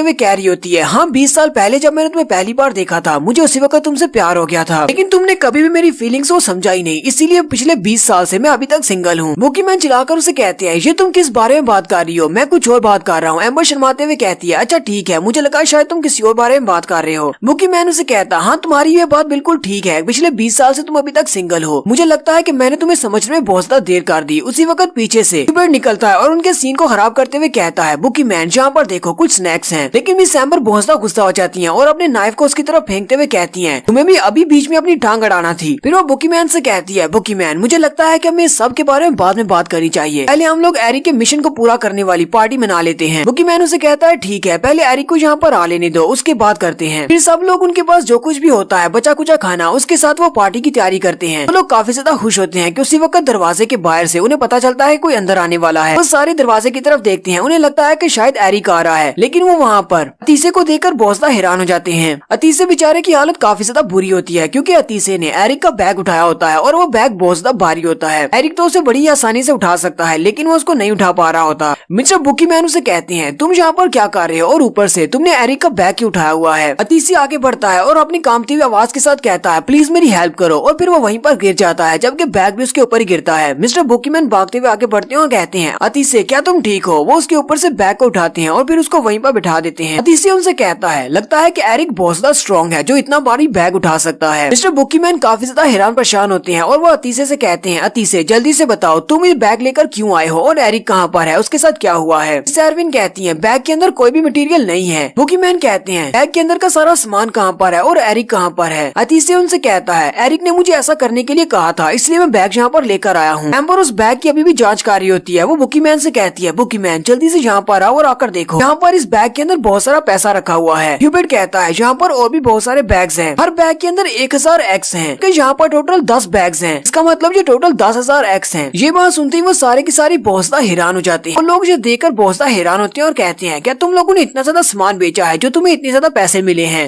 एरिक के पास इतना सामान कैसे था, इस बैग के अंदर जितना सामान था वो सारे का सारा इतने ज्यादा पैसों का नहीं बनता। साथ ही अतीसे अपनी जेब के अंदर से ड्रैगन बैज निकालता है जो कि एरिक का होता है। एरिक ने ड्रैगन का बैज अतीसे को दे दिया है ताकि वो वापस आकर बुकीमैन को दे सके। बुकीमैन जैसे उस बैज को देखता है और कहता है ये तो एरिक का हंटर बैज है, क्या उसने हंटिंग छोड़ दी है, लेकिन ऐसा कैसे, क्या उसने तुम्हें इसकी वजह बताई, क्या उसने अचानक हंटर की जॉब छोड़ने का फैसला क्यों किया है। अतीसे उनसे कहता है नहीं मुझे उसने इस बारे में कुछ भी नहीं बताया, लेकिन उसके चेहरे के एक्सप्रेशन इस तरह थे, वो बहुत ज्यादा डरा हुआ था। उसने मुझे ये एम्बलम वापस किया, उसने बस इतना कहा कि वो जॉब छोड़ रहा है, साथ ही ये बैग मुझे देकर तुम्हारे पास भिजवा दिया। तो यहीं पर एरिक की तरफ भी दिखाते हैं, वो वाकई में बहुत ज्यादा डरा हुआ होता है। वो गली में चलता हुआ जा रहा होता है और यहीं पर हमें अपने बैकग्राउंड सीन में दिखाता है उस ऑफिसर ने उसे उस बॉक्स के अंदर क्या दिखाया था, वो साइन कर रहा था। साइन करने के बाद वो ऑफिसर उसे कहता है जरा इस तरफ देखो, क्या तुम इसे पहचानते हो। एरिक उस बैज की तरफ देखता है तो उसके ऊपर लिखा होता है ग्रेट अर्थ। ग्रेट अर्थ एक ग्रुप का नाम है, एक ऐसा ग्रुप जो कि अर्थ से आए हुए सारे इंसानों ने बनाया है, वही इस बैज को यूज करते हैं। ये बैज अगर किसी हंटर के पास है तो इसका मतलब वो दूसरी दुनिया का इंसान है और वो ग्रेट अर्थ का मेंबर है। एरिक उस बैज को देखते ही बहुत ज्यादा हैरान हो जाता है। वो सोच रहा होता है आइफर ने तो मुझे कहा था 4 बड़े हीरोज ने ग्रेट अर्थ ग्रुप को पहले ही डिस्ट्रॉय कर दिया है, लेकिन ये ग्रेट अर्थ ग्रुप का ये बैज यहाँ पर क्या कर रहा है। अगर मैंने इसको पहचान लिया तो ये मुझे अपने साथ ले जाएगा, इसे पता चल जाएगा कि मैं कौन हूँ, इसीलिए तो उसने ये बैज उसको दिखाया है। एरिक उसे कहता है नहीं मुझे इस बारे में बिल्कुल भी नहीं पता, ये क्या चीज है। ऑफिसर वापस से उस बैज को अपने बॉक्स में रख लेता और कहता है चलो ठीक है, ऐसे भी तुम सिर्फ एक लेवल 5 के हंटर हो, तुम्हें इन सब बातों के बारे में कैसे पता होगा, तो तुमसे बस ऐसे ही पूछ रहा था, शायद तुमने इस बैज को कहीं पर देखा हो। लेकिन साथ ही वो ऑफिसर एरिक से कहता है अब जबकि तुम सिर्फ एक लेवल 5 के हंटर हो फिर तुम किसी दूसरी दुनिया के इंसान तो नहीं हो सकते, लेकिन अगर यहाँ पर तुम इस बैज को पहचान लेते कि ये बैज क्या है और ये किसका है, फिर तुम्हें उस स्टोरी के बारे में नहीं भूलना चाहिए जो मैंने तुम्हें सुनाई थी, यानी कि तुम्हारे उस पूरे के पूरे ग्रुप को डिस्ट्रॉय कर दिया जाएगा जिस ग्रुप के तुम मेंबर हो। और यही वो फाइनल बात थी जिसकी वजह से एरिक बहुत ज्यादा डरा हुआ है कि उसकी पूरी पार्टी यानी कि बुकीमैन हंटर पार्टी को मार न दिया जाए सिर्फ एरिक की वजह से। एरिक वहाँ पर चलता हुआ जा रहा था, वो इतने गुस्से में होता है कि सामने एक कार्ड के ऊपर मुक्का मारकर उस कार्ड को तोड़ देता है। एरिक काफी गुस्से में होता है। एरिक कहता है मैं ये जानबूझकर नहीं कर रहा, मुझे यहाँ पर किडनैप करके भेजा गया है, मैं नहीं चाहता कि मेरी वजह से किसी की जान जाए, वो रिथेनियन ही क्यों ना हो। लेकिन जैसे ही वो साइड पर देखता है कार्ड की साइड पर 3 लोग खड़े होते हैं और उन तीनों ने अपने हाथ में सिगरेट पकड़े होते हैं। कल से तो वो तीनों ही टपोरी लग रहे होते हैं, लेकिन ये कार्ड उन लोगों की होती है। एरिक उन तीनों की तरफ देखता है तो वो तीनों बहुत ज्यादा गुस्सा हो जाते हैं। एरिक उनकी कार्ड को जोड़ने की कोशिश करता है लेकिन वो तीनों अपने अपने सिगरेट्स को फेंक देते हैं और काफी गुस्से में होते हैं। नेक्स्ट सीन फिर से ऑनफोरस गिल्ड का दिखाया जाता है। बुकीमैन पार्टी के बाकी के सारे मेंबर्स भी काफी ज्यादा हैरान होते हैं कि यूं अचानक उनके ग्रुप को छोड़ जाने पर। ह्यूबर्ट कहता है वो ऐसे अचानक हमारी पार्टी को नहीं छोड़ सकता और ऊपर से उसने अपने हंटर की जॉब को भी छोड़ दिया है, ऐसे नहीं जा सकता, हमें जाकर उससे बात करनी चाहिए। इस एम्बर उसे कहती है अब तुम उससे और क्या ज्यादा सुनना चाहते हो, उसने अपना बैग भी वापस भिजवा दिया है, इसका मतलब तो यही है कि उसने हंटर की जॉब को छोड़ दिया है। ह्यूबर्ट कहता है मैं वहाँ पर जाकर उससे बात करूंगा कि वो इस फैसले के बारे में दोबारा सोचे, वो अचानक हंटर जॉब को कैसे छोड़ सकता है। मिस्टर बुकीमैन उसे कहते हैं रुक जाओ, तुम्हें पता है कि हमारे हंटर के काम में कितना ज्यादा खतरा है, ऊपर से वो बेचारा सिर्फ एक लेवल 5 का हंटर है, यानी कि वो हम सब में सबसे ज्यादा वीक है और उसके लिए ये मिशन बहुत ज्यादा मुश्किल रहा होगा, इसलिए उसने इस मिशन को छोड़ने का फैसला किया है। उसे इस बात की समझ आ गई होगी कि वो एक हंटर मटेरियल नहीं है। अतीसे वहाँ से जाने लगता है तो बुकीमैन उसे कहता है अतीसे अगर तुम्हें वो लड़का दोबारा मिलता है तो उसे कहना हम लोग उसका हमेशा इंतजार करेंगे क्योंकि बुकीमैन की पार्टी उसकी फैमिली की तरह है। अतीसे उनसे कहता है अब बिल्कुल परेशान ना हो, अगर वो लड़का मुझे दोबारा मिलता है पूरी कोशिश करूंगा कि उसे यहाँ पर वापस लेकर आऊँ। फिर अतीसे वहाँ से बाहर चला जाता है जबकि वो तीनों हैरान परेशान होकर वहीं पर बैठे होते हैं। ह्यूबर्ट सोच रहा होता है, लगता है कि मैंने उससे ठीक से बात नहीं की। एम्बर कह रही होती है, अगर वो लड़का मुझे दोबारा मिलेगा तो मैं उसको अच्छा सबक सिखाऊंगी। इससे उन सभी की तरफ देखता है और सोच रहा होता है, पता नहीं एरिक के साथ क्या हुआ कि वो इन सभी को छोड़कर चला गया, लेकिन मैं उससे बहुत ज्यादा जेलिस हूँ क्योंकि मेरे पास ऐसी फैमिली नहीं है कि मेरी इतनी ज्यादा केयर करती हो। नेक्स्ट सीन एरिक का दिखाया जाता है। एरिक को कुछ लोगों ने कुर्सी के ऊपर बांधा होता है और उसके सर पे पानी डालते हैं ताकि उसे होश आ जाए। उसके सर पे पानी डालने वाला अपने बॉस से कहता है, ब्रदर इसको होश आ गई है। वो उसे कहता है, चलो ठीक है तुम साइड पर हट जाओ। एरिक सोच रहा होता है, अब ये कौन सी जगह है और ये कौन लोग मुझे पकड़ कर ले आए हैं। एरिक के सामने एक बहुत ही हटाकटा बंदा खड़ा होता है। वो हटाकटा बंदा एरिक से कहता है, मैंने तुम्हें पहले कभी यहाँ पर नहीं देखा, कौन हो तुम और तुम्हारे पास एक तलवार है, इसका मतलब तुम एक हंटर हो। वो बंदा एरिक से कहता है, मैंने सुना है कि तुमने हमारे लड़कों की बाजू और टांगे तोड़ दी। ये तीनों वही गुंडे हैं जो कि अपने मुंह में सिगरेट लेकर वहाँ पर बैठे थे और इनकी कार्ड को एरिक ने पंच मार कर तोड़ा था। वो अपने बॉस से कहते हैं, हाँ बॉस इसने हमें बहुत ज्यादा पीटा है और ऊपर से इसने हमारी कार्ड को भी तोड़ दिया। बॉस चिल्लाकर एरिक से कहता है, तुम्हारी हिम्मत कैसे हुई, पहले तुमने मेरे लोगों पर अटैक किया और उनकी कार्ड को भी तोड़ दिया, उसके अलावा तुम इन सभी को पीटने के बाद यहीं पर हमारे इलाके में सो गए। एरिक उनसे कहता है, तुम्हारे स्टाफ को मैंने पंच मार कर तोड़ा था, उसके लिए मैं तुमसे माफी मांगने को तैयार हूँ, लेकिन इन सभी की टांगे और इनके बाजू खुद बहुत टूटे हैं, मैंने नहीं तोड़े। मेरे ऊपर अटैक कर रहे थे और मेरी बॉडी के साथ लगने से इनके बाजू और टांगे टूट गई और ऊपर से मेरे पास कोई घर नहीं है, मेरे पास सोने की जगह नहीं थी, इसलिए मैं वहीं पर सो गया। बॉस अपने तीनों साथियों से कहता है, क्या ये बंदा बिल्कुल ठीक कह रहा है। वो तीनों रोते हुए कहते हैं, हाँ बॉस इसने बिल्कुल ठीक कहा, हम इसके ऊपर अटैक कर रहे थे लेकिन इसकी बॉडी बहुत ज्यादा हार्ड है, हमारे बाजू और हमारी टांगे इसी तरह टूटी है, लेकिन ऐसा कैसे हो सकता है, इसने अपनी बॉडी के ऊपर कोई ना कोई मैजिक अप्लाई किया होगा, इसलिए तो इसकी बॉडी इतनी टफ है। बॉस चिल्लाकर कहता है, तुमने अपनी बॉडी के ऊपर कौन से मैजिक को अप्लाई किया है। एरिक उसे कहता है, मुझे मैजिक करना नहीं आता, मेरी बॉडी के ऊपर कोई भी मैजिक नहीं है, अगर तुम्हें यकीन नहीं है तो फिर मुझे पंच मार कर देखो, या फिर तुम कोई डरपोक हो जो तुम मुझे पंच नहीं मारना चाहते, तुम्हारे पीछे वाले तो मुझे पंच मार चुके हैं, लेकिन तुम्हें इतना डर क्यों लग रहा है, तुमने सुना नहीं उनमें से एक ने कहा है कि तुम बहुत बड़े डरपोक हो और मुझे पंच नहीं मार रहे। बॉस उन तीनों से पूछता है, क्या इसने ठीक कहा, क्या तुमने ऐसा कहा है। वो तीनों कहते हैं, नहीं बॉस हमने ऐसा कुछ भी नहीं कहा। एरिक कहता है, वो लोग झूठ बोल रहे हैं, उन्होंने ऐसा कहा है। बॉस इस बात से बहुत ज्यादा गुस्सा हो जाता है और कहता है, चलो फिर ठीक है मैं तुम्हें पंच मारूंगा, और वो फुल स्ट्रेंथ के साथ एरिक के मुंह पर पंच मारता है। लेकिन साथ ही नेक्स्ट सीन में दिखाते हैं, वो बेचारा अपनी टूटी हुई उंगलियों को लेकर खड़ा होता है और रो रहा होता है। एरिक कहता है, ये वाला बंदा तो एक टार्टिडो मॉन्स्टर से भी ज्यादा वीक है। फिर एरिक अपने आसपास देखता है और कहता है, अब मुझे क्या करना चाहिए, क्या मुझे इन सभी को मारकर यहाँ से चले जाना चाहिए, लेकिन यहाँ पर तो बहुत सारे लोग हैं। वो सारे उसके इर्द गिर्द खड़े होते हैं और सोच रहे होते हैं कि ये क्या है, ये एक मैजिकल स्वर्ड्समैन है, यहाँ पे ये एक मैजिकल यूजर है। एरिक कहता है, ये तो बहुत ही आसान है कि मैं इन सभी को यहाँ से मारकर भाग जाऊँ, लेकिन साथ ही वहाँ पर और भी बहुत सारे लोग आ जाते हैं। तो सारे कहते हैं, हमें यहाँ पर कुछ आवाज आ रही थी इसलिए हम सब लोग यहाँ पर आ गए, लगता है यहाँ पर कोई मॉन्स्टर है। जबकि उन्हीं सभी लोगों के बीच में उनके मेयर भी होते हैं। वो कहते हैं, ये तो बस एक छोटा सा पपी है जो कि अपने घर से भागकर यहाँ पर आ गया है। मेयर के साथियों से कहते हैं, मेयर आपको आगे नहीं जाना चाहिए, ये बंदा काफी ज्यादा खतरनाक है। एरिक मेयर से कहता है, तुम मुझे एक डॉग क्यों कह रहे हो, क्या तुम्हें पता है कि मुझे डॉग से बहुत ज्यादा नफरत है, ऊपर से ये सारे डॉग्स भी मुझसे नफरत करते हैं, क्या तुम जानना चाहते हो, क्या तुम मेरी स्टोरी सुनना चाहोगे कि डॉग्स मुझसे नफरत क्यों करते हैं। मेयर उसे कहता है, अब बस करो, तुम मुझे इस तरह की कहानी सुनाकर क्या मुझे डराना चाहते हो, मुझे लगता है कि तुम इस तरह की बात करोगे तो मैं तुमसे डर जाऊंगा। मेयर हंसते हुए कहते हैं, लगता है कि तुम रॉक माउंटेन से यहाँ पर आए हो। साथ ही मेयर पीछे की तरफ मुड़ते हैं और कहते हैं, इसको जाने दो। मेयर के साथ ही कहते हैं, लेकिन आप इसे यहाँ से जाने क्यों दे रहे हैं, जबकि हमें इसके बारे में नहीं पता कि ये क्या कर सकता है। मेयर उस बंदे से कहते हैं, इसको जाने दो, अगर इसने फैसला कर लिया कि ये यहाँ से नहीं जाएगा, तुम में से कोई भी नहीं बचेगा, क्योंकि इसके पास इतनी ज्यादा स्ट्रेंथ है कि ये तुम सभी का कीमा बना सकता है। एरिक भी मेयर की बात सुन के बहुत सा हैरान होता है और उसे कहता है, बूढ़े आदमी तुम्हें रॉक माउंटेन के बारे में कैसे पता है। मेयर आगे से हंसना शुरू कर देता है और कहता है, अगर तुम्हें जानना है कि मुझे रॉक माउंटेन के बारे में कैसे पता है तो फिर तुम्हें मेरे लिए कुछ काम करना होगा, तुम्हें मेरे साथ एक कॉन्ट्रैक्ट करना होगा। यहीं से एरिक की एक नई लाइफ स्टार्ट होने वाली है। एरिक उसके साथ 5 महीने का एक कॉन्ट्रैक्ट साइन करता है, जबकि हमारा नेक्स्ट सीन 6 महीने के बाद का दिखाया जाता है और बताया जाता है, आइफन प्लेन डंजन के डिस्ट्रॉय होने के बाद बहुत सारे लोग आर्नफॉरेस्ट सिटी को छोड़कर चले गए, जबकि आर्नफॉरेस्ट सिटी के ईस्ट वाली साइड पर एक ऐसा एरिया भी है जो बहुत ज्यादा लोकल है कि वहाँ पर सारे गरीब लोग रहते हैं, और वहीं पर एक पुराने से टूटे फूटे घर के बाहर कुछ टपोरी लोगों को दिखाते हैं। टपोरी लोगों के साथ वही हटाकटा बॉस भी है, उसके साथ उसके जो गुंडे साथी होते हैं वो सारे के सारे उस घर का सारा सामान बाहर निकाल रहे होते हैं। बॉस उन सबसे कहता है, इस घर का सारा सामान निकाल लो, खासतौर पर किचन के सामान को जरूर निकालना, हम उसे बेच सकते हैं। क्योंकि उस घर का जो मालिक होता है उसकी बीवी और उसका बेटा भी वहीं पर होते हैं, और वो दोनों चिल्लाकर उनसे कह रहे होते हैं, तुम सब लोग ये क्या कर रहे हो, तुम लोग हमारे घर को इस तरह हाली नहीं करवा सकते। बॉस उस औरत से कहता है, मैंने तुम्हारे पति को साफ साफ कहा था कि इस घर को हाली करना है, लेकिन लगता है उसने तुम्हें घर आकर ये बात बताई नहीं। इसी वक्त घर के मालिक को भी दिखाते हैं जो कि एक हंटर है। वो भागता हुआ उस तरफ आ रहा होता है और कहता है, तुम सब लोग यहाँ पर क्या कर रहे हो, तुम लोग मेरे घर के अंदर से सामान को बाहर क्यों निकाल रहे हो। वो हंटर काफी ज्यादा गुस्से में होता है और अपनी तलवार को घुमाते हुए कहता है तुम में से कोई भी आगे मत बढ़ना, ना ही मेरे घर को हाथ लगाओ और ना ही मेरी बीवी और बच्चे को। वो अपने घर के सामने खड़ा होता है अपने घर को प्रोटेक्ट करने के लिए। बॉस कहता है तुम्हारे काम को और ज्यादा बढ़ा रहे हो, चलो जल्दी से साइड पर हट जाओ वरना हम तुम्हारे ऊपर हैमर को चला देंगे। साथ ही वो कहता है हथौड़ा लेकर आ जाओ। इसी वक्त एक बड़ा सा हथौड़ा वहाँ पर आता है। हंटर ऊपर की तरफ देखता है और कहता है जिसने कहा कि हथौड़ा लेकर आओ, लेकिन ये तो कोई हथौड़ा नहीं है, ये तो बस एक बड़े से लोहे के रॉड के ऊपर एक बड़ी सी चट्टान को लगाया गया है। यहीं पर हमारे एरिक को दिखाया जाता है। एरिक ने उस बड़े से हथौड़े को उठाया होता है। एरिक आगे की तरफ बढ़ता है तो वो हंटर अपनी तलवार को उसकी चेस्ट पे रखता है और कहता है यहीं पर रुक जाओ नहीं तो मैं तुम्हें काट दूंगा। हालांकि डंजन के क्लोज होने के बाद ऑनफोरस गिल्ड बंद हो चुका है, लेकिन फिर भी मैं अभी तक एक हंटर हूँ और मैं तुम्हारे साथ आसानी से फाइट कर सकता हूँ। लेकिन उसकी तलवार एरिक की बॉडी के अंदर भी नहीं दंस रही होती क्योंकि एरिक की बॉडी बहुत ज्यादा हार्ड है। एरिक घूरकर उसे देखता है और कहता है रास्ते से हटो, और वो बंदा बेचारा बहुत ज्यादा घबरा जाता है और रास्ते से हट जाता है। फिर एरिक आगे चला जाता है और उसके घर के सामने जाकर खड़ा हो जाता है। साथ ही अपने बड़े से हथौड़े को उठाकर उस घर के ऊपर दे मारता है और उस पूरे के पूरे घर को डिस्ट्रॉय कर देता है। वो हंटर भी यही देख रहा होता है और कहता है मेरी तलवार इसकी बॉडी के अंदर नहीं घुसी और ऊपर से इसने सिर्फ एक ही अटैक से मेरे पूरे घर को उड़ा दिया। ये एक इंसान नहीं, ये तो एक मॉन्स्टर है। वही 3 लोग यानी कि वो बाप बेटा और उसकी बीवी जिनका घर इन्होंने तोड़ा है, उन 3 लोगों को ये लोग एक नया घर दिखा रहे होते हैं जो कि काफी ज्यादा अच्छा बना होता है और बिल्कुल इंसानी दुनिया की तरह के घरों जैसा बना होता है। वो लोग उन्हें नए घर में लेकर आते हैं और उन्हें इस नए घर के बारे में बताते हैं। वो उन्हें कहते हैं हमारी एसोसिएशन ने एक नया प्रोजेक्ट स्टार्ट किया है, हम लोग ऑनफोरस आर्किटेक्चर टीम से हैं। इसके अलावा हम लोग इस सिटी की सारी वॉल को भी फिक्स करते हैं। तुम्हारा घर बहुत ज्यादा पुराना हो चुका था, इसलिए हमने तुम्हें ऑफर किया था कि हम तुम्हारे लिए एक नया घर बनाएंगे और तुम्हें वहाँ पर शिफ्ट करेंगे। तो फिर वो उन्हें पूरे के पूरे घर का विजिट करवाते हैं। वो उन्हें सारा घर दिखाते हैं कि तुम्हारा घर कितना ज्यादा अच्छा बनाया हुआ है, तुम लोग इसको खरीद लो। उन्हें कहते हैं कि हमारे घर की दीवारें बहुत ज्यादा मजबूत हैं। ये दीवारें इतनी ही मजबूत हैं जितनी कि नोबल मैन के घरों में लगे हुए स्टोन की दीवारें होती हैं। साथ ही इसके ऊपर गोलम मैजिक को अप्लाई किया गया है। इसके अलावा इसके ऊपर बहुत ही स्पेशल किस्म का पेंट लगाया गया है ताकि कोई भी मॉन्स्टर इसके ऊपर चढ़ ना सके, ना ही कोई दुश्मन इस दीवार को तोड़कर अंदर आ सकता है। यानी कि अगर कभी डंजन ब्रेक होती है और यहाँ पर सिटी के अंदर बहुत सारे मॉन्स्टर्स आ जाते हैं तो हमारे सोल्जर्स इन घरों को अपने बंकर्स के तौर पर भी यूज कर सकते हैं। इनकी दीवारें इतनी ज्यादा मजबूत हैं। वो बड़ा बॉडी वाला गुंडा उसके सामने बैठा होता है और सारी बात को एक्सप्लेन कर रहा होता है। वो उस हंटर से कहता है तुम लोग इस घर में फ्री के लिए रह सकते हो क्योंकि हमारी एसोसिएशन तुम्हें ये घर फ्री में प्रोवाइड कर रही है। साथ ही हर साल मेंटेनेंस भी फ्री में की जाएगी। मैंने ये सारी बात पहले भी तुम्हें एक्सप्लेन की थी, लेकिन शायद तुमने उस बात को इग्नोर कर दिया। वो हंटर से कहता है लगता है कि उस वक्त मैं बहुत ज्यादा नशे में था इसलिए मुझे याद नहीं रहा होगा। वो हंटर से कहता है तुम्हारा बहुत बहुत शुक्रिया। आजकल क्योंकि वो आइफन प्लेन डंजन बंद हो चुकी है और मॉन्स्टर्स बहुत ज्यादा कम रह गए हैं, इसलिए हमारे हंटर्स का काम बहुत ज्यादा कम हो चुका है। ऑनफोरस हंटर गिल्ड एसोसिएशन वाले भी भाग चुके हैं। फिर वो हंटर कहता है स्पेशली इस बंदे को, ये बॉडी वाला बंदा जिसने हैमर उठाया हुआ था, स्पेशली इसका थैंक करना चाहता हूँ और साथ ही मैं इससे माफी भी मांगना चाहता हूँ क्योंकि मैंने अपनी तलवार इसके सामने निकाली थी। पता नहीं ये बंदा मुझे माफ करेगा या नहीं। एरिक उसकी सारी बातें सुन के इग्नोर करता है और उससे कहता है अगर मेरा यहाँ पर और कोई काम नहीं है तो फिर मैं क्या यहाँ से जा सकता हूँ। बॉस उसे कहता है ये बंदा तुमसे माफी मांगना चाहता है और साथ ही तुम्हारा शुक्रिया अदा करना चाहता है। यहाँ पर आओ और आकर अपना थैंक यू रिसीव करो। हंटर भी एरिक से कहता है तुम्हें इस तरह रूड होने की जरूरत नहीं है, हम तुम्हारा शुक्रिया अदा करना चाहते हैं, प्लीज हमारे साथ बैठो और आकर डिनर करो। एरिक उसे कहता है लेकिन मुझे अभी बहुत सारे काम करने हैं इसलिए मैं तुम्हारे साथ नहीं बैठ सकता। बॉस उसे कहता है तुम यहाँ पर इस तरह की बात क्यों कर रहे हो, ये लोग कितने ज्यादा अच्छे हैं और प्यार से तुमसे पूछ रहे हैं। बॉस उसे कहता है तुम तो बहुत ज्यादा अजीब हो। एरिक उसे कहता है इस सब में अजीब क्या है, मैं एक नॉर्मल इंसान की तरह तुम्हें कह रहा हूँ कि मुझे इन सब से कोई मतलब नहीं है। और वहाँ पर क्योंकि बहुत कुछ चल रहा होता है, एरिक एक नॉर्मल लाइफ जीना चाहता है लेकिन वो सारे के सारे उसके ऊपर बहुत ज्यादा जोर डाल रहे हैं। हंटर उसे वहाँ पर बैठने का कह रहा है जबकि बॉस भी उसे यही कह रहा है और बच्चा वहाँ पर खेल रहा है जो कि बहुत ज्यादा शोर मचा रहा है। वो बच्चा भागते हुए बात को कॉपी करता है और कहता है हाँ ये बंदा बहुत ज्यादा अजीब है, बहुत ज्यादा शोर मचा रहा होता है। जबकि उसका बॉस भी चिल्ला चिल्लाकर एरिक से कह रहा होता है मैं तुम्हारी वजह से काफी परेशान हो चुका हूँ, तुम बार बार इस तरह की हरकतें क्यों करते हो, क्या तुम एक नॉर्मल इंसान की तरह नहीं रह सकते। हंटर उसके बॉस से कहता है तुम्हें इसे फोर्स करने की जरूरत नहीं है, अगर उसे यहाँ पर हमारे पास नहीं बैठना तो कोई बात नहीं, उसे जाने दो। एरिक उस सारे शोर शराबे की वजह से काफी ज्यादा घबरा जाता है, उसे कुछ भी समझ नहीं आ रही, वो सारे की सारी बातें कर रहे होते हैं। इसी वक्त वो छोटा लड़का भागता हुआ आता है और आकर एरिक के साथ लिपट जाता है। लेकिन वो लड़का मुस्कुराकर उसे कह रहा होता है कि तुम बहुत ज्यादा अजीब हो, लेकिन एरिक को उसके चेहरे की तरफ देखकर ऐसे ही लगता है जैसे कि वो चर्च वाला ऑफिसर है। वो उसे कह रहा है कि तुम इस दुनिया के नहीं हो, तुम एक दूसरी दुनिया से आए हुए डीमन हो। और इस बात से एरिक बहुत ज्यादा गुस्सा हो जाता है और जैसे ही वो गुस्सा होता है वो लड़का बेचारा डर जाता है। उसकी माँ आगे बढ़ती है और अपने बच्चे को पीछे कर लेती है, लेकिन एरिक जल्दी से अपनी तलवार निकालने लगता है लेकिन उसके पास तलवार नहीं है। उस बच्चे की माँ एरिक से कहती है प्लीज मेरे बच्चे को छोड़ दो, बच्चे को नहीं पता इसने तुम्हें कुछ ज्यादा ही तंग कर दिया। एरिक जो कि अपनी तलवार को उठाने के लिए अपने हाथ को पीछे कर रहा होता है, वो जब पीछे देखता है कि उसके पास उसकी तलवार नहीं है, तो पिछले 6 महीने से वो हंटर की जॉब नहीं कर रहा और हंटर के पास तलवार होनी चाहिए, काम इंसान के पास नहीं। फिर एरिक उदास हो जाता है और उस रूम से बाहर चला जाता है, जबकि उसका बॉस उसे गालियां दे रहा होता है और दूसरा हंटर उसे कहता है प्लीज मुझे माफ कर दो, हो, ये सब कुछ मेरी वजह से हुआ है। एरिक के उस रूम से बाहर चले जाने के बाद हंटर कहता है मुझे लगता है कि मेरी वजह से वो बंदा बॉस का गुस्सा हो गया है। बॉस उसे कहता है नहीं, तुम्हारी वजह से नहीं हुआ, वो हमेशा इस तरह बिहेव करता है। बॉस उस हंटर को बताता है तकरीबन 6 महीने पहले इस बंदे ने हमारे एसोसिएशन को ज्वाइन किया था और यहाँ पर जो भी काम करता है यानी जो भी जॉब इसे दी जाती है उसके इसे 600x दिए जाते हैं। वो हंटर उसे कहता है लेकिन 600x तो बहुत ज्यादा है, एक मीडियम लेवल के हंटर को भी इतने ज्यादा एक्स नहीं दिए जाते। बॉस उस हंटर को बताता है इसे 600x इसलिए दिए जाते हैं क्योंकि ये 10 दिनों का काम सिर्फ एक ही दिन में कर देता है। इसके पास एक बड़ा सा हथौड़ा तो देखा है, इसने तुम्हारे घर को सिर्फ 1 ही मिनट में गिरा दिया। हालांकि अगर हमें उस घर को हटाना पड़ता तो हमें कितने ही दिन लग जाते। हमारे आर्किटेक्चर एसोसिएशन में ये लड़का बहुत ज्यादा फेमस है, लेकिन कोई भी डायरेक्टली इससे बात नहीं करता क्योंकि ये बहुत ज्यादा अजीब है और ये किसी से बात भी नहीं करता। एरिक भी चलता हुआ सीधा मेयर के रूम में आता है। मेयर उसे कहता है क्या तुम्हें किसी ने तमीज नहीं सिखाई, ये तुम्हारा अपना पर्सनल रूम नहीं है, तुम यहाँ पर आने से पहले नॉक क्यों नहीं करते। एरिक काफी ज्यादा गुस्से में होता है और सीधा उसके पास जाता है और कहता है भाई यहाँ पर इस शहर में हो क्या रहा है। मेयर उसे कहता है तुम किस बारे में बात कर रहे हो। एरिक उसे कहता है मैंने अभी अभी उस हंटर को जो नया घर बना कर दिया है उस घर का नक्शा इस दुनिया का नहीं है। तुम्हें इस घर के नक्शे के बारे में कैसे पता चला, क्योंकि इस तरह के घर तो इस दुनिया में नहीं होते। मेयर उसे कहता है हाँ मुझे ये बात अच्छी तरह से पता है कि इस तरह के डिजाइन इस दुनिया में नहीं होते, इसीलिए तो ये घर काफी ज्यादा अच्छे हैं। लेकिन यहाँ पर किसी को भी इस बारे में नहीं पता कि ये दूसरी दुनिया के नक्शे हैं। अगर तुम किसी को नहीं बताओगे तो यहाँ पर कोई भी मसला क्रिएट नहीं होगा, इसलिए तुम अपना मुंह बांधी रखना। एरिक गुस्से के साथ उसे कहता है क्या तुम मेरे साथ मजाक कर रहे हो, फिर तुम मेरे साथ कोई गेम खेल रहे हो। तुमने 5 महीने पहले मुझसे कहा था कि मुझे 5 महीने तुम्हारे लिए काम करना है और उसके बाद तुम मुझे बताओगे कि तुम्हें रॉक माउंटेन के बारे में कैसे पता है। एरिक क्योंकि बहुत ज्यादा गुस्से में है, उसने उसकी टेबल पे हाथ रखा होता है और साथ ही वो अपनी पावर्स को रिलीज कर रहा होता है यानी कि अपनी स्ट्रेंथ को, और उसके टेबल को भी तोड़ देता है। वो गुस्से के साथ उसकी टेबल को तोड़ते हुए कहता है अब जल्दी से बताओ तुम्हें मुझसे क्या चाहिए। पिछले 6 महीने से मैं तुम्हारे लिए काम कर रहा हूँ लेकिन तुमने मुझे अभी तक ये नहीं बताया तुम्हें रॉक माउंटेन के बारे में कैसे पता है और तुम मेरे बारे में और क्या जानते हो और आखिर तुम मुझसे चाहते क्या हो। फिर उसी वक्त अपनी जेब में हाथ डालते हैं और अपने पास से एक पेपर निकालते हैं और उसे कहते हैं आज से 40 साल पहले सभी लोग इंसानों की तरह यहाँ पर रहा करते थे और तुम्हारे जैसे लोग जो कि दूसरी दुनिया से यहाँ पर आए हैं वो सब भी यहाँ पर नॉर्मल इंसानों की तरह रहते थे। एरिक उसे कहता है मुझे पहले ही लगा था कि तुम्हें इस बारे में काफी कुछ पता है, तुम्हें पता है कि मैं दूसरी दुनिया से आया हुआ इंसान हूँ। मेयर उसे कहता है तुम्हें क्या लगता है कि मुझे तुम पर शक क्यों नहीं पड़ेगा, तुम यहाँ पर आराम से सो नहीं सकते, तुम किसी के सामने बैठकर खाना नहीं खाते, तुम छुप कर अपना खाना खाते हो, इसके अलावा तुम यहाँ पर किसी से ज्यादा बात नहीं करते। तुम्हें पता है कि ये सब कुछ क्यों हो रहा है। एरिक उसे कहता है ये सब कुछ इसलिए है क्योंकि मैं एक दूसरी दुनिया से आया हुआ इंसान हूँ। मेयर उसे कहते हैं यहीं पर तो तुम बहुत ज्यादा गलत हो, हमारे रेथनियंस में और तुम में कोई फर्क नहीं है, हम दोनों की बॉडीज बिल्कुल एक जैसी हैं। अगर तुम यहाँ पर एक नॉर्मल इंसान बनने की कोशिश करोगे तो किसी को भी पता नहीं चलेगा कि तुम कौन हो। तुमने यहाँ पर जितने भी दूसरी दुनिया के इंसानों को देखा होगा वो सारे के सारे हंटर्स होते हैं कि उनके गाइडेंस सिस्टम उन्हें बताता है कि उन्हें हंटर बनना है। लेकिन अगर तुम यहाँ पर आकर एक नॉर्मल इंसान की जिंदगी गुजारो तो किसी को भी पता नहीं चलेगा कि तुम कौन हो। 40 साल पहले जब पहला इंसान यहाँ पर आया था उसके बाद तुम्हारी दुनिया से इंसान आना शुरू हुए, तो सारे यहाँ पर आकर हंटर नहीं बना करते थे बल्कि उन्होंने बहुत सारे काम किए। हमारी आर्किटेक्चर बिजनेस में भी काफी सारे दूसरी दुनिया के इंसान थे, तो किसी को भी उनके बारे में नहीं पता चला, वो यहीं पर जिए और यहीं पर मरे। उन्हीं की वजह से आर्किटेक्चर बिजनेस में बहुत ज्यादा फायदा हुआ क्योंकि उन्होंने अपनी दुनिया की टेक्नोलॉजी हमें दी, अपनी दुनिया के कुछ डिजाइन भी। अगर तुम यहाँ पर नॉर्मल इंसान की तरह जिंदगी गुजारते हो बिल्कुल एक रेथीनियन की तरह और हंटर्स की जॉब को नहीं करते, किसी भी मॉन्स्टर को नहीं मारते तो किसी को पता नहीं चलेगा। मेयर अपने पास जो पेपर निकाला था वो उसे टेबल पर रखते हुए कहते हैं अगर तुम चाहते हो कि कोई भी तुम्हें दूसरी दुनिया से आया हुआ डीमन ना कहे तो तुम्हें हंटर के काम को छोड़ना होगा, लेकिन इस जॉब रिक्वेस्ट को पूरा करो और उसके बाद आजाद हो, तुम एक रेथीनियन बनकर अपनी जिंदगी गुजार सकते हो। एरिक उस पेपर को उठाता और कहता है ये तो एक हंटर जॉब रिक्वेस्ट है कि ये तुम्हारे पास क्या कर रही है। पता है ना कि मैं एक हंटर नहीं रहा, मैंने अपना बैच भी वापस कर दिया था, मैं एक हंटर की जॉब रिक्वेस्ट को एक्सेप्ट कैसे कर सकता हूँ। उसी वक्त उनके दरवाजे पे नॉक होती है। मेयर कहते हैं ठीक है अंदर आ जाओ। एरिक भी दरवाजे की तरफ देख रहा होता है कि कौन आया है। मेयर उसे कहते हैं अब मुझे तुम्हारी यहाँ पर जरूरत नहीं है, तुम्हारा कॉन्ट्रैक्ट पूरा हो चुका है। वैसे भी ये वो बंदा है जिसने इस रिक्वेस्ट को मेरे पास भेजा था और इस बंदे ने कहा था कि तुम इस रिक्वेस्ट को जरूर एक्सेप्ट करोगे। और जैसे दरवाजा खुलता है तो उसी वक्त अतीसे अंदर आता है। एरिक उसे देखकर काफी ज्यादा हैरान होता है। अतीसे भी उसे देखकर काफी ज्यादा खुश होता है और कहता है मुझे तुम्हें देखकर बहुत ज्यादा खुशी हुई, मुझे तो लगा था कि तुम बहुत ज्यादा वीक हो गए होगे लेकिन तुम तो काफी ज्यादा हट्टे कट्टे हो। एरिक जल्दी से अपने मुंह को छुपाने की कोशिश करता है और मेयर से कहता है इसको इस बारे में कैसे पता चला और ये मुझे ढूंढता हुआ यहाँ पर कैसे आ गया, मुझे जल्दी से अपने चेहरे को छुपाना पड़ेगा। मेयर उसे कहते हैं तुम्हें अपने मुंह को छुपाने की जरूरत नहीं है, तुम्हारी बॉडी इतनी ज्यादा बड़ी है कि वो दूर से इसे देख सकता है। मेयर एरिक से कहते हैं तुम्हें इसके लिए परेशान होने की जरूरत नहीं है, यहाँ पर सभी को पता है कि ये हमेशा मेरे पास आता रहता है और मुझे तुम्हारी कहानी सुननी थी इसलिए मैंने इसे तुम्हारी सारी कहानी सुन ली। लेकिन अब जबकि तुम मुझसे रिक्वेस्ट कर रहे हो कि मैं इसे यहाँ से भगा दूं तो फिर ठीक है, अपनी पूरी कोशिश करूंगा कि मैं इसे यहाँ से भगा दूं, ये तुम्हें अपने साथ लेकर ना जा सके। एक मेयर से कहता है ठीक है प्लीज मेरी हेल्प करो और इसे यहाँ से भगा दो। एरिक सोच रहा होता है प्लीज अतीसे मुझे माफ कर देना क्योंकि अगर तुम मेरे साथ कहीं पर बार भी दिखे जाओगे तो वो चर्च वाले तुम्हें भी मार डालेंगे। अतीसे मेयर से कहता है आज पहली बार तुमने मुझे अपने रूम के अंदर बुलाया है ना, आज से पहले तो हमेशा हम लोग लेटर्स ही लिखते हैं, मुझे कभी भी अपने रूम में नहीं आने देते। मेरा नाम अतीसे बेनिस्टर है, मैं एक मैजिशियन हूँ। मेयर उसे कहते हैं ठीक है तुम आर्मफोर्स हंटर गिल्ड से यहाँ पर आए होगे, लेकिन तुम इस लड़के को अपने साथ लेकर नहीं जा सकते क्योंकि ये मेरे साथ काम कर रहा है। बहुत अरसा पहले ये हंटर हुआ करता था, लेकिन अब ये हमारी आर्किटेक्चर एसोसिएशन का एक मेंबर है। मैं इसे यहाँ से तुम्हें हरगिज नहीं ले जाने दे सकता क्योंकि ये हमारी फैमिली की तरह है। साथ ही एल्डर आर्टिस्ट के ऊपर बहुत ज्यादा जोर डालने के लिए उसे कहते हैं, चिल्लाकर उसे कह रहे होते हैं कि तुम्हारी हिम्मत कैसी हुई यहाँ पर आकर हमसे इसको वापस ले जाने का कहने की। हम लोग आर्किटेक्चर एसोसिएशन वाले हंटर एसोसिएशन वालों से जरा भी कम नहीं है, तो इस लड़के को यहाँ से हरगिज नहीं ले जा सकते। अतीसी आगे बढ़ता है और मेयर से कहता है मेयर मैं इसे आर्मफोर्स हंटर गिल्ड के बिहार पर ले जाने के लिए नहीं आया, ये मेरी पर्सनल रिक्वेस्ट है, मैं इसे अपने लिए लेकर जाने के लिए आया हूँ। मेयर उसे कहते हैं लेकिन इस लड़के का तुम्हारे साथ ऐसा क्या ताल्लुक है, इसे पर्सनली क्यों अपने साथ ले जाना चाहते हो। लेकिन एरिक मेयर से कहता है मैं इसके साथ नहीं जाना चाहता, प्लीज इसके साथ कोई बहाना बनाओ और इसे कहो कि हम लोग यहाँ पर इसे नहीं भेज सकते। मेरे काफी ज्यादा बहाने बनाते हैं ताकि वो एरिक को उसके साथ ना भेजे। और यहाँ पर अतीसे एक रियल स्टोरी सुनाने वाला है जो कि काफी ज्यादा फनी भी है। अतीसे मेयर से कहता है मैं इसे यहाँ पर आर्मफोर्स हंटर गिल्ड के बिहार पर लेने के लिए नहीं आया, बल्कि मैं यहाँ पर एक पर्सनल रिक्वेस्ट पर आया हूँ। मेयर उसे कहते हैं तुम्हारा पर्सनली इसके साथ क्या ताल्लुक है। अतीसे उनसे कहता है असल में ये लड़का मेरी पार्टी का मेंबर नहीं है, मैं एक डिफरेंट पार्टी का मेंबर था, लेकिन इस लड़के के साथ फिर भी मेरा एक ताल्लुक है। असल में हमारी पार्टी के हमारा जो बॉस था उसने हम दोनों को एक साथ देख लिया था और उसके बाद हमारी पार्टी का जो बॉस था वो आगे बढ़ा और उसने मुझे इससे बचा लिया। मेयर उसे कहते हैं लेकिन अगर तुम दोनों डिफरेंट पार्टी से और साथे फॉरेस्ट में तुम दोनों एक दूसरे के साथ थे तो इससे तुम्हारे बॉस को क्या मसला हुआ, वो तुम दोनों के ऊपर अटैक करने के लिए क्यों आगे बढ़ा था। साथ ही तुमने कहा कि तुम्हारे बॉस ने तुम्हें इससे बचा लिया, मुझे तुम्हारी बात की समझ नहीं आ रही, मुझे थोड़ा सा एक्सप्लेन करो। अतीसे उसे यहाँ पर बात को गोलमोल करके बताता है। वो उसे कहता है असल में उस वक्त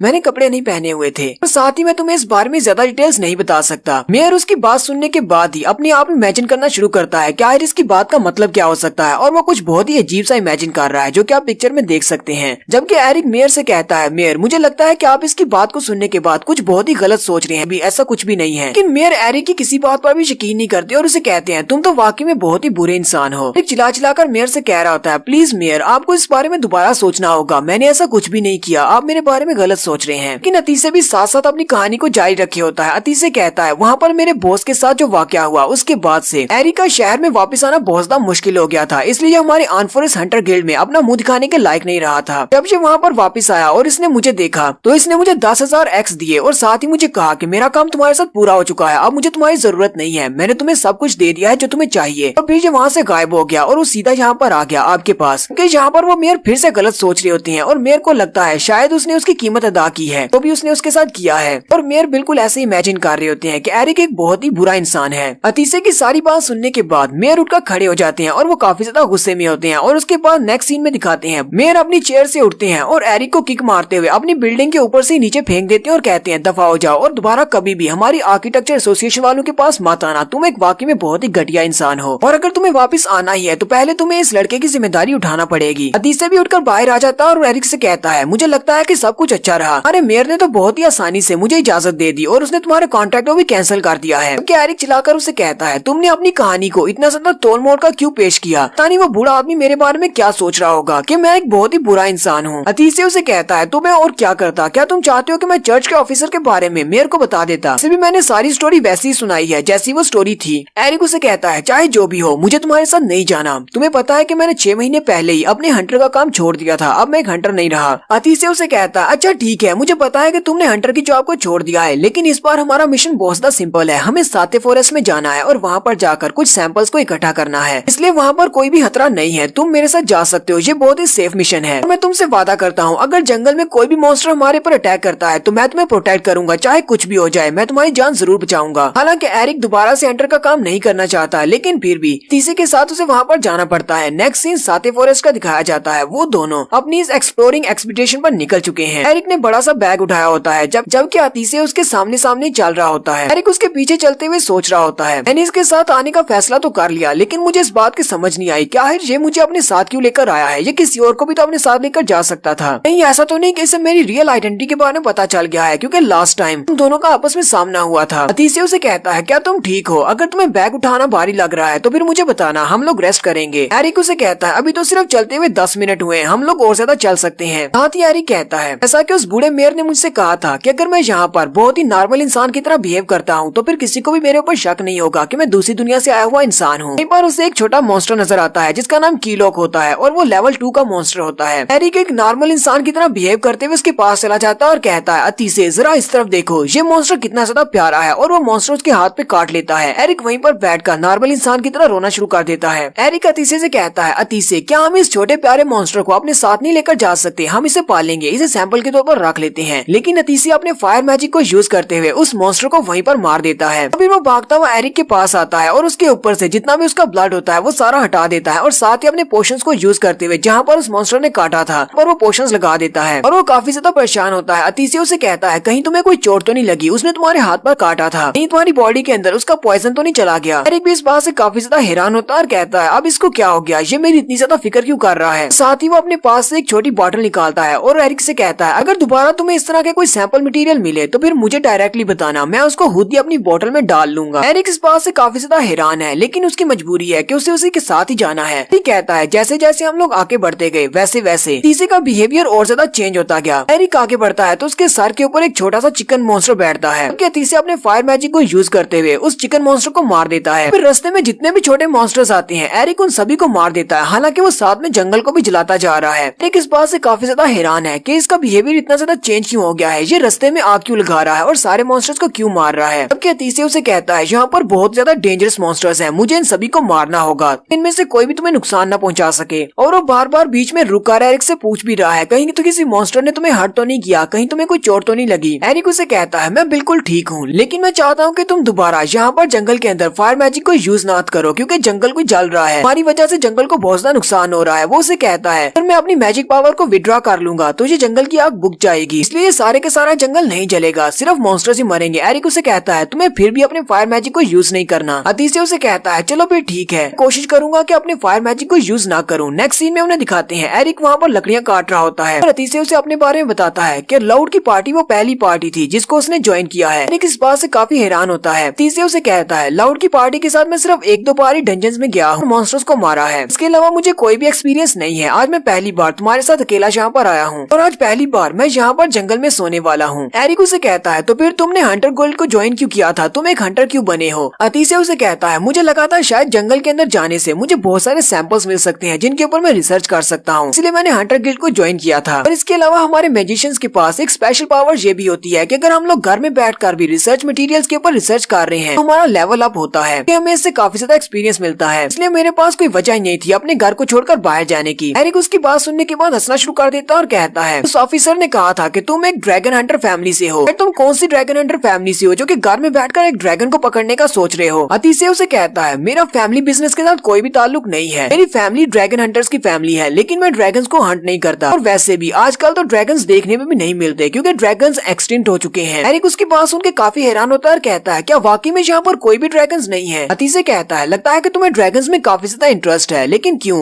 एरिक सोच रहा होता है, अगर मैं इसको ये कहूंगा कि अगर मुझे कोई ड्रैगन मिल जाता है जिसका लेवल काफी ज्यादा हाई हो तो मैं अपना लेवल अप कर सकता हूँ, तो इसे झूठ ही बोल देता हूँ। वो उसे कहता है, जहाँ पर मैं रहता था वहाँ पर कोई भी ड्रैगन नहीं था, मैंने अभी तक कोई भी ड्रैगन नहीं देखा, मैं एक ड्रैगन को देखना चाहता हूँ क्योंकि ड्रैगन्स बहुत ज्यादा रेयर मॉन्स्टर्स होते हैं। अतिशय उसे ड्रैगन्स के बारे में बताता है। अतिशय उसे कहता है, ड्रैगन्स कोई प्यारे जानवर नहीं, वो मॉन्स्टर्स हैं, बिल्कुल वैसे ही जैसे कि दूसरी दुनिया से आए हुए डीमंस हैं। ड्रैगन्स उन्हीं की तरह लेवल अप कर सकते हैं। एक ड्रैगन के पास लिमिटलेस मैजिक पावर होती है, उसके पास जो भी स्पेशल एबिलिटी हो, जैसे किसी के पास फायर हो सकती है और अपनी फायर से पूरे के पूरी अर्थ को जला सकते हैं। लेकिन ड्रैगन्स की एक बात अच्छी है कि वो सारे इंटेलिजेंट होते हैं, वो बात भी कर सकते हैं, इसलिए हम लोग उनके साथ बात कर सकते हैं। तो मुझे लगता है कि इस वक्त भी जो ड्रैगन्स बच चुके हैं वो सारे के सारे कहीं पर छुपे हुए हैं ताकि वो अपनी जान बचा सके। सारे के सारे ड्रैगन्स हमेशा अकेले रहते हैं और उन्हें अकेला रहना पड़ता है ताकि किसी को उनकी आइडेंटिटी के बारे में ना पता चले। एरिक उसे कहता है, हाँ उनके लिए अकेला रहना सबसे बेहतर है, इसी तरह वो सेफ रहेंगे। मैं एक विवरियन को जानता हूँ, हालांकि वो एक मॉन्स्टर है लेकिन वो बहुत ज्यादा अच्छी है और वो बात भी कर सकती है, वो हमेशा अकेले रहती है ताकि वो अपने आप को बचा सके। इसे उसकी बात सुनने के बाद हंसना शुरू कर देता और कहता है, ये वाला मजाक तो वाकई में बहुत ज्यादा अच्छा था, मैंने आज तक कभी भी किसी विवरियन को बात करते हुए नहीं देखा क्योंकि सिर्फ ड्रैगन्स बात कर सकते हैं। एरिक उसे कहता है, लेकिन ये बात वाकई में सच है, मैं एक विवरियन को जानता हूँ जो कि बात कर सकती है। लेकिन अतिशय उसकी बात पर यकीन नहीं करता और वो आगे से बहुत ज्यादा हंस रहा होता है। थोड़ी देर हंसने के बाद अतिशय एरिक से कहता है, एरिक क्या तुम दोबारा से हंटर बनना चाहोगे? एरिक उसे कहता है, नहीं, मैं बुकी मैन की पार्टी में वापस नहीं जाना चाहता क्योंकि मेरी वजह से उनको नुकसान पहुँच सकता है। अतिशय उसे कहता है, नहीं, मैं तुम्हें बुकी मैन की पार्टी में वापस वापस जाने का नहीं कह रहा, मैं अपनी एक पार्टी बनाने वाला हूँ, क्या तुम मेरी पार्टी को एक हंटर के तौर पर ज्वाइन करोगे? एरिक उसे कहता है लेकिन अगर मैं दोबारा से भाग गया तो फिर क्या करोगे? अतीसिया उसे कहता है मुझे इस बारे में नहीं पता कि तुमने बुकी मैन की पार्टी को क्यों छोड़ा, पर तुम्हारे चेहरे की तरफ देखकर मुझे लग रहा था तुम बहुत बड़ी परेशानी में हो, तुमने उनको बचाने के लिए ऐसा किया होगा, तो ऐसी बड़ी वजह है इसकी वजह से तुमने बुकी मैन की पार्टी को छोड़ दिया। तुम अपने सीक्रेट्स को अपने पास रख सकते हो, मैं तुमसे इस बारे में नहीं पूछूंगा। एरिक उसकी बात सुन के बहुत ज्यादा गुस्सा हो जाता है और अपने हाथ में रखी हुई सारी लकड़ियों को तोड़ देता है। वो उसे कहता है मुझे लगता है कि तुम भी बिल्कुल मेरी तरह हो, तुम्हारे भी बहुत बड़े सीक्रेट्स हैं जो तुम सभी को नहीं बताते। अतीसिया उसे कहता है अब तुम्हारी इस बात का क्या मतलब है? एरिक उसे कहता है मैंने तुम्हें मैजिक कास्ट करते हुए देखा है, तुम किसी भी मंत्र को बिना बोले मैजिक कास्ट कैसे कर सकते हो? अतीसिया उसे कहता है तो इसका मतलब तुम्हें मेरे सीक्रेट के बारे में पता है। तो क्या हुआ अगर तुम्हारे पास तुम्हारा सीक्रेट है और मेरे पास मेरा सीक्रेट है, हम दोनों अपने अपने सीक्रेट्स को छुपा कर रख सकते हैं। एरिक उसे कहता है लेकिन इस बात की गारंटी कहाँ है कि तुम मुझे पहले धोखा नहीं दोगे? जबकि अतीसिया उसे कहता है आखिर इस बात से क्या फर्क पड़ेगा कि मैं तुम्हें पहले धोखा देता हूँ? एरिक उसे कहता है मैं सिर्फ एक लेवल 5 का बिगिनर हंटर हूँ और यहाँ पर इस जंगल में बहुत ज्यादा अंधेरा है। और साथ ही एरिक अपनी तलवार के ऊपर हाथ रख लेता है। अतीसिया भी अपनी छड़ी निकालता है और उसकी तरफ करते हुए कहता है एरिक प्लीज मुझे माफ कर देना। एरिक गुस्से के साथ उसे कहता है अपनी छड़ी के ऊपर से अपना हाथ हटाओ या अपनी छड़ी को नीचे करो। लेकिन अतीसिया सबसे पहले शूट करता है और अपने फायर मैजिक को एक्टिवेट करते हुए उसके ऊपर अटैक करता है। एरिक जल्दी से साइड पर हटता है और उस अटैक को अवॉइड कर लेता है। अतीसिया उसे कहता है ये जंगल तो बहुत ज्यादा खतरनाक है, जितना मैंने सोचा था उससे भी ज्यादा खतरनाक। एरिक जैसे पीछे की तरफ देखता है तो उसके पीछे एक मॉन्स्टर होता है जो कि एरिक के ऊपर अटैक करने वाला था। अतीसिया ने अपने फायर बॉल को सीधा उसके मुंह में डाला होता है और मॉन्स्टर वहीं पर नीचे गिर जाता है और चिल्लाना शुरू कर देता है क्योंकि उसके मुंह के अंदर वो फायर बॉल गया है जिसकी वजह से उसके लंग्स जल चुके हैं और वो आवाज नहीं निकाल पा रहा। एरिक उसे कहता है तुमने ये इसके साथ क्या किया, तुम इसको डायरेक्ट भी तो मार सकते थे। अतीसिया उसे कहता है मैंने अपने फायर बॉल को उसके मुंह के अंदर छोड़ा है जिसकी वजह से उसके लंग्स जल चुके हैं, इसलिए ये आवाज नहीं पैदा कर सकता, तरह ये बहुत ही जल्दी सांस की कमी की वजह से मर जाएगा। एरिक उसे कहता है लेकिन तुम ऐसा क्यों कर रहे हो, मॉन्स्टर को तुम आराम से मार सकते थे, ये तो बहुत ही जालिम तरीका है। अतीसिया उसे कहता है अगर इसने चिल्लाना शुरू किया तो इसके बाकी के ग्रुप मेंबर भी यहाँ पर आ जाएंगे और तुम उनका खाना तो नहीं बनना चाहते। एरिक उसे कहता है क्या वाकई में तुमने सिर्फ इतने शॉर्ट टाइम में ये सब कुछ सोच लिया कि तुम इसके मुंह के अंदर अटैक करोगे तो ये चिल्लाएगा नहीं? साथ ही एरिक सोच रहा होता है बुकी मैन के पास जो मैजिशियंस हैं ये उनके लेवल पर बहुत ज्यादा हाई है। एरिक उसे कहता है मुझे तो लगा था कि तुम सिर्फ एक यंग मास्टर हो जो कि अपने घर में बैठकर मैजिक पर रिसर्च करते हो और मॉन्स्टर्स के ऊपर रिसर्च करते हो। अतीसिया उसे कहता है तुमने यहाँ पर ये बात कर दी, तुमने ये देख भी लिया कि मैं कितना ज्यादा इम्प्रेसिव हूँ, तो क्या तुम मेरी पार्टी को ज्वाइन करोगे या नहीं? फिर अतीसिया पीछे की तरफ मुड़ जाता है और उसे कहता है क्या तुम इसके पेट को ओपन करके इसको चेक करोगे? आसपास नजर रखता हूँ ताकि कोई भी हमारे ऊपर अटैक न करे। एरिक उसे कहता है मुझे तो लगा था कि तुम बहुत ज्यादा अमीर हो और तुम्हें इसके पेट के अंदर से निकलने वाले मैजिक क्रिस्टल्स की जरूरत नहीं है। अतीसिया उसे कहता है मुझे इसकी बॉडी से कोई भी मैजिक क्रिस्टल नहीं चाहिए, मैं तो रिसर्च कर रहा हूँ। अतीसिया उसे कहता है तुम चुपचाप इसके पेट को फाड़ो और उसके अंदर देखो क्या मिलता है। और साथ ही वो उसे कहता है साथे फॉरेस्ट के अंदर जितने भी मॉन्स्टर्स रहते हैं वो इंसानों के ऊपर अटैक नहीं करते क्योंकि उन्हें पता है कि इंसान इनके ऊपर अटैक करने के लिए यहाँ पर नहीं आते। लेकिन आज जब हम दोनों यहाँ पर आ रहे थे तो रास्ते में हमें बहुत सारे मॉन्स्टर्स मिले, इसलिए मैंने उन सभी मॉन्स्टर्स को मार डाला जो भी हमारे ज्यादा करीब आए। एरिक उसे कहता है हो सकता है कि तुमने उनके बाकी के साथियों को जलाकर मार डाला, इसी वजह से वो सारे गुस्से में थे और हमारे पर अटैक कर रहे थे। एरिक अपने गाइडेंस सिस्टम को एक्टिवेट करता है और उसकी विंडोज को देखता है तो वो एक लेवल 21 का एक मॉन्स्टर होता है जिसका नाम कोबोल्ट होता है। वो एक ऐसा मॉन्स्टर है जो कि डंजन में रहता है और इस साथे फॉरेस्ट में नहीं होता। एरिक उससे कहता है जब मैंने इसको करीब से देखा है तो मुझे पता चल रहा है कि ये एक डंजन का मॉन्स्टर है। अतीसिया उसे कहता है चाहे ये डंजन का मॉन्स्टर हो या ना हो, हमें इसकी बॉडी से क्रिस्टल नहीं चाहिए, जल्दी से इसका पेट फाड़ो और देखो इसमें क्या मिलता है। उन्हें उसका पेट फाड़ने पर उसके अंदर से एक उंगली मिलती है जो कि एक इंसान की होती है और उसके बाद वो अपनी इन्वेस्टिगेशन को कंप्लीट करने के लिए आगे बढ़ते हैं। वहीं पर सामने साथे फॉरेस्ट के सेंटर में एक गाँव होता है। इस गाँव के बाहर एक वॉच टावर होता है। वो लोग देखते हैं तो वॉच टावर के अंदर भी 2 कोबोल्ट मॉन्स्टर खड़े होते हैं। अतीसिया कहता है लगता है कि ये दोनों वॉच डॉग हैं जो कि यहाँ पर पहरा दे रहे हैं। अतीसिया एरिक से कहता है वहाँ पर गाँव में और भी ज्यादा कोबोल्ट मॉन्स्टर्स हैं, लेकिन वहाँ पर काफी ज्यादा अंधेरा है इसलिए ठीक से दिखाई नहीं दे रहा। मुझे लगता है कि उस कोबोल्ट मॉन्स्टर की बॉडी के अंदर से हमें जो उंगली मिली थी वो उंगली उसी इंसान की होगी जो कि इस गांव में रहता होगा। जबकि ये सारे के सारे कोबोल्ट मॉन्स्टर्स यहाँ पर आ चुके हैं तो इसीलिए यहाँ पर सारे इंसानों को मार रहे हैं और उनको खा रहे हैं। एरिक उसे कहता है क्या तुम्हें लगता है कि यहाँ पर हमारे साथे फॉरेस्ट में एक नई डंजन ओपन हुई है क्योंकि आइफन प्लेन डंजन तो क्लोज हो चुकी है। अतीसिया उसे कहता है एक डंजन को इसी तरह नहीं बनाया जा सकता, अगर डंजन यहाँ पर बनती यहाँ पर साथे फॉरेस्ट के नीचे जितना भी एरिया है वो सारे का सारा चेंज हो जाता। टोपोग्राफी के चेंज होने पर फॉरेस्ट सिटी वालों को इस बारे में पता चल जाता। एरिक उसे कहता है तो फिर ये सारे के सारे डंजन के मॉन्स्टर यहाँ पर क्या कर रहे हैं, यहाँ पर अगर कोई डंजन नहीं है। एरिक अतीसिया से कहता है अब हमने इनको चेक कर लिया है, सारे के सारे कोबोल्ट मॉन्स्टर यहाँ पर हैं और ये सारे डंजन मॉन्स्टर्स हैं। तो हम जल्दी से वापस जाते हैं और जाकर गिल्ड वालों को इन्फॉर्म करते हैं। अतीसिया अपनी दूरबीन निकालता है और सामने की तरफ देख रहा होता है। वो एरिक से कहता है जरा रुको, मुझे सामने कोई दिखाई दे रहा है। सामने तो एक इंसान को इन लोगों ने लटका कर रखा हुआ है। मुझे लगता है कि वो जिंदा हो सकता है, हमें उसे बचाना चाहिए। अतीसे जल्दी से बाहर निकलता और कहता है मुझे लगता है मुझे जाकर उसे बचाना चाहिए। एरिक उसे कहता है जरा रुको, तुम कहाँ पर जा रहे हो? जरा शांति से यहाँ पर बैठकर मेरी बात सुनो। हो सकता है वो पहले से मर चुका हो। लेकिन अतीसे उसकी एक भी बात नहीं सुनता। वो अपने पास से एक नई गन निकालता है जो कि एक शॉर्ट गन की तरह होती है। उसके अंदर 3 लोड होते हैं, जबकि उसके साथ मॉन्स्टर क्रिस्टल लगा होता है। उसमें से एक एरो को एक मॉन्स्टर के ऊपर शूट करता है। वो मॉन्स्टर अपने चेहरे के अंदर से उस एरो को खींचकर बाहर निकालता है। अभी उसने उस तीर को अपने हाथ में पकड़ा होता है कि उसके ऊपर जो क्रिस्टल लगा होता है वो क्रिस्टल फायर से एक्टिवेट होता है और वहीं पर एक जबरदस्त धमाका होता है। अतीसे कहता है इस धमाके से या तो वो मर जाएगा या फिर अभी तक जिंदा होगा, लेकिन जिंदा रहने के चांसेस कम है। एरिक उसे कहता है अब ये क्या चीज है? अतीसे उसे कहता है ये एक शॉर्ट गन है जिसे मैंने बनाया है। इसके ऊपर मैजिक क्रिस्टल लगा हुआ है क्योंकि मेरी फायर से एक्टिवेट होने पर एक जबरदस्त धमाका करता है। फिर साथ ही अतीसे भागता हुआ आगे बढ़ता है और एरिक से कहता है तुम यहीं पर छुपे रहना, मैं जाकर उन सभी को देखता हूँ और उस इंसान को भी चेक करता हूँ कि वो जिंदा है या नहीं। एरिक उसको रोकने में नाकाम रहता है, लेकिन वो उस इंसान की तरफ देखता है और अपने गाइडेंस सिस्टम को एक्टिवेट करता है तो उसे पता चलता है तो वो एक इंसान है जिसका लेवल 27 है, लेकिन वो मर चुका है। एरिक कहता है क्या मुझे इसे बता देना चाहिए कि वो पहले से मर चुका है? हो सकता है कि अतीसे इस वजह से काफी ज्यादा मुश्किल में पड़ जाए। वहाँ पर बहुत सारे कोबोल्ड मॉन्स्टर्स हैं। एरिक भागता हुआ आगे बढ़ता है और अपने फायर मैजिक को यूज करते हुए उन सभी पर अटैक कर रहा होता है और साथ ही अपनी शॉटगन से उनके ऊपर अटैक करता है, जबकि वहाँ पर बहुत सारा धमाके हो रहे होते हैं। अतीसे भागते हुए यही सोच रहा होता है मुझे लगता है कि इस गाँव की जो हालत है पिछले 1 साल से इसी तरह की है। लगता है कि इन सारे कोबोल्ड मॉन्स्टर्स ने पिछले 1 साल में यहाँ पर बहुत तबाही मचाई है, इसीलिए मुझे नहीं लगता कि यहाँ पर और कोई इंसान बचा होगा। यहाँ पर तो हर तरफ कोबोल्ड मॉन्स्टर्स हैं। अतीसे भी भागता हुआ जा रहा होता है कि उसी वक्त एक बिल्डिंग की खिड़की से एक पत्थर उसके ऊपर गिरता है। अतीसे वहीं पर रुक जाता है। वो साइड पर देखता है तो साइड पर एक घर में काफी सारी विंडोज होती हैं और उन सारी विंडोज के अंदर बहुत सारे कोबोल्ड मॉन्स्टर्स छुपे होते हैं और वो विंडोज के अंदर से उसके ऊपर अटैक कर रहे होते हैं। अतीसे कहता है मैंने सुना था कि डंजन के मॉन्स्टर्स काफी ज्यादा इंटेलिजेंट होते हैं, लेकिन इतने ज्यादा इंटेलिजेंट नहीं होते कि जो बिल्डिंग के अंदर छुपकर हमारे ऊपर कुछ वेपन्स थ्रो कर सके। तो वहाँ पर छुपकर मेरे ऊपर पत्थर मार रहे हैं। लेकिन जैसे वो कोबोल्ड मॉन्स्टर्स पत्थर मारने लगते हैं उसी वक्त अतीसे फायर मैजिक को एक्टिवेट करते हुए घर के नीचे से फायर को अंदर डायल करता है और वो फायर खिड़कियों के अंदर से बाहर निकलती है। अतीसे उन सब से कहता है तुम सब लोग बहुत बड़े बेवकूफ हो, तुम्हें लगता है कि तुम लोग फायर अटैक से बच सकते हो, घर के अंदर छुपने से तुम लोग नहीं बचोगे क्योंकि मेरी फायर पूरे घर के अंदर फैल जाएगी। अतीसे ने उस घर को जलाने के लिए काफी ज्यादा फायर मैजिक को यूज किया था, जिसकी वजह से उसकी स्टिक के ऊपर लगा हुआ क्रिस्टल टूट जाता है। उसी वक्त एक कोबोल्ड मॉन्स्टर को भी दिखाते हैं जो कि घर के अंदर से जिंदा बाहर निकलता है। अतीसे कहता है लगता है मैंने कुछ ज्यादा ही फायर मैजिक को यूज कर लिया, मेरा क्रिस्टल टूट गया है। वो कोबोल्ड मॉन्स्टर अपने हाथ में अपना बाला लेकर उसके ऊपर अटैक करने के लिए जल्दी से आगे बढ़ता है, लेकिन अतीसे उसके ऊपर अपनी शॉटगन से अटैक करता है, लेकिन वो बच जाता है। उसी वक्त वो अपनी टूटी हुई वांड को उसके सर पे मार देता है। वो कोबोल्ड मॉन्स्टर वहीं पर रुक जाता है। अतीसे अपनी जेब के अंदर से अपने पास एक और छड़ी निकाल लेता है जिसके ऊपर क्रिस्टल लगा होता है, जबकि पहले वाली छड़ी जिसका क्रिस्टल टूट गया था उस कोबोल्ड मॉन्स्टर के सर पर होती है और वहीं पर वो फट जाती है और एक जबरदस्त धमाका होता है। उस गाँव में जितने भी कोबोल्ड मॉन्स्टर्स होते हैं उन सभी को मारने के बाद अतीसे सीधा उस इंसान के पास जाता है। उस इंसान को जो कि वहाँ पर लटक रहा था उसको उतारता है। उसने उसको वहाँ पर कवर करके रखा होता है। वो एरिक से कहता है जो तो पहले से मर चुका है। एरिक अपने आसपास देखकर कहता है पहले तुमने पूरे जंगल को जला दिया और उसके बाद अब तुमने पूरे गाँव को भी जला दिया है। अतीसे एरिक से कहता है तुमने बिल्कुल ठीक कहा था, हो सकता है ये इंसान मरा हो और वाकई में ये इंसान मर चुका है जो तो काफी अर्सा पहले का मरा हुआ है। एरिक उसे कहता है ये मॉन्स्टर्स तो बहुत बड़े कमीने हैं, इन्होंने एक इंसान को वहाँ पर टांग दिया ताकि वो यहाँ पर टंगा टंगा ही मर जाए। अतीसे उसे कहता है ये उन मॉन्स्टर्स की वजह से नहीं मरा बल्कि ये सर्दी की वजह से मरा है। एरिक उसे कहता है जब से मैं यहाँ पर आया हूँ मुझे तो यहाँ पर जरा भी ठंड महसूस नहीं हुई, तो फिर एक इंसान यहाँ पर लटक कर ठंड की वजह से कैसे मर सकता है। अतीसे को उसके कपड़ों से एक हंटर बैच मिलता है। वो उसे कहता है इसका लेवल 27 है और ये आर्म फोर्स हंटर गिल्ड का एक मेंबर है, लगता है जो यहाँ पर मॉन्स्टर्स को मारने के लिए आया होगा। एरिक उस बैच को देखता और कहता है इसका मतलब ये भी एक हंटर है। अतीसे कहता है इस बात का क्या मतलब है, क्या और भी कोई हंटर यहाँ पर है? एरिक उसे कहता है बाहर वाली दीवार के ऊपर जो गाँव के बाहर है के ऊपर गुम होने वाले लोगों के नाम लिखे हुए हैं और वो सारे के सारे हंटर्स हैं। अतीसे उसे कहता है मुझे नहीं लगता कि इस गांव के जितने भी लोग हैं वो सारे के सारे हंटर्स थे, लेकिन यहाँ पर साथे फॉरेस्ट में एक हंटर के काम के अलावा ज्यादा कोई काम करने को होता नहीं। दीवार के ऊपर जितने ज्यादा नाम लिखे हुए हैं, अगर वाकई में इतने ज्यादा हंटर्स डिसअपियर होते तो हमारे हंटर गिल्ड वालों को इस बारे में पता चल जाता। मुझे लगता है कि ये सारे के सारे हंटर्स एक एक करके गायब हुए होंगे काफी सारे टाइम के वक्फे के साथ। एरिक उसे कहता है तो हमें इस बारे में सोचना होगा कि ऐसी कौन सी जगह है जहाँ पर हंटर्स जाने के बाद डिसअपियर हो सकते हैं और अगर वापस नहीं आते तो हंटर गिल्ड वाले इस बात को मान लेते हैं कि वो मर चुके हैं। वो दोनों एक दूसरे से कहते हैं ऐसी तो सिर्फ एक ही जगह है, वो डंजन है कि अगर एक हंटर डंजन के अंदर जाकर मर जाता है तो हंटर गिल्ड वाले इस बात को इन्वेस्टिगेट नहीं करते। एरिक वहाँ पर एक कुएं के ऊपर बैठा होता है जिसके नीचे से रोशनी निकल रही होती है, जबकि अतीसे अपनी दूसरी तरफ घुमा होता है और बातें बातें कर रहा होता है। अतीश से कहता है प्लेन डंजन को मिस्टर लाउड ने 6 महीने पहले क्लोज किया था। इन सभी डेड बॉडीज को देखकर तो लगता है कि इन्हें भी 6 महीने पहले यहाँ पर लाया गया होगा। ये सारे मॉन्स्टर्स भी 6 महीने पहले यहाँ पर भाग कर आए होंगे, लेकिन ये सारे आइफन प्लेन डंजन से यहाँ पर साथे फॉरेस्ट में कैसे आए। इसे अपनी ही सोचों में गुम होता है कि इतनी दूर का फासला इन लोगों ने कैसे तय किया, वो भी किसी की नजरों में आए बिना। जबकि एरिक अभी भी उस कुएं के अंदर देख रहा होता है जहाँ से रोशनी निकल रही होती है। वो उसके ऊपर से उसके शटर को उठाता है तो नीचे से काफी ज्यादा रोशनी निकल रही होती है। एरिक उसे कहता है ये सब कुछ पॉसिबल है, वो सारे यहाँ पर आ सकते हैं अगर यहाँ पर एक पोर्टल हो। इसे भी उस पोर्टल को देखकर काफी हैरान होता है और कहता है ये तो वाकई में एक पोर्टल है, लेकिन उस पोर्टल के ऊपर चीजें तैर रही होती हैं। वो कहता है लगता है ये पोर्टल बंद हो चुका है, इसीलिए तो ये चीजें इसके अंदर नहीं जा रही। एरिक उसे कहता है मुझे लगता है कि कोबोल्ड मॉन्स्टर्स ने मैजिक को यूज करते हुए ये पोर्टल यहाँ पर बनाया होगा। अतीश से कहता है नहीं, ये मॉन्स्टर मैजिक नहीं जानते, इनको मैजिक परफॉर्म करना नहीं आता, तो ये पोर्टल नहीं बना सकते। फिर एरिक उसे कहता है तो टार्टिरो मॉन्स्टर के बारे में क्या ख्याल है, क्या उन्हें मैजिक करना आता है। अतीश से उसे कहता है मजाक बंद करो, टार्टिरो तो इससे भी ज्यादा कमजोर होते हैं। एक पोर्टल को सिर्फ एक मैजिशियन बना सकता है जिसका लेवल 40 हो, वो भी एक शॉर्ट डिस्टेंस पोर्टल बना सकता है।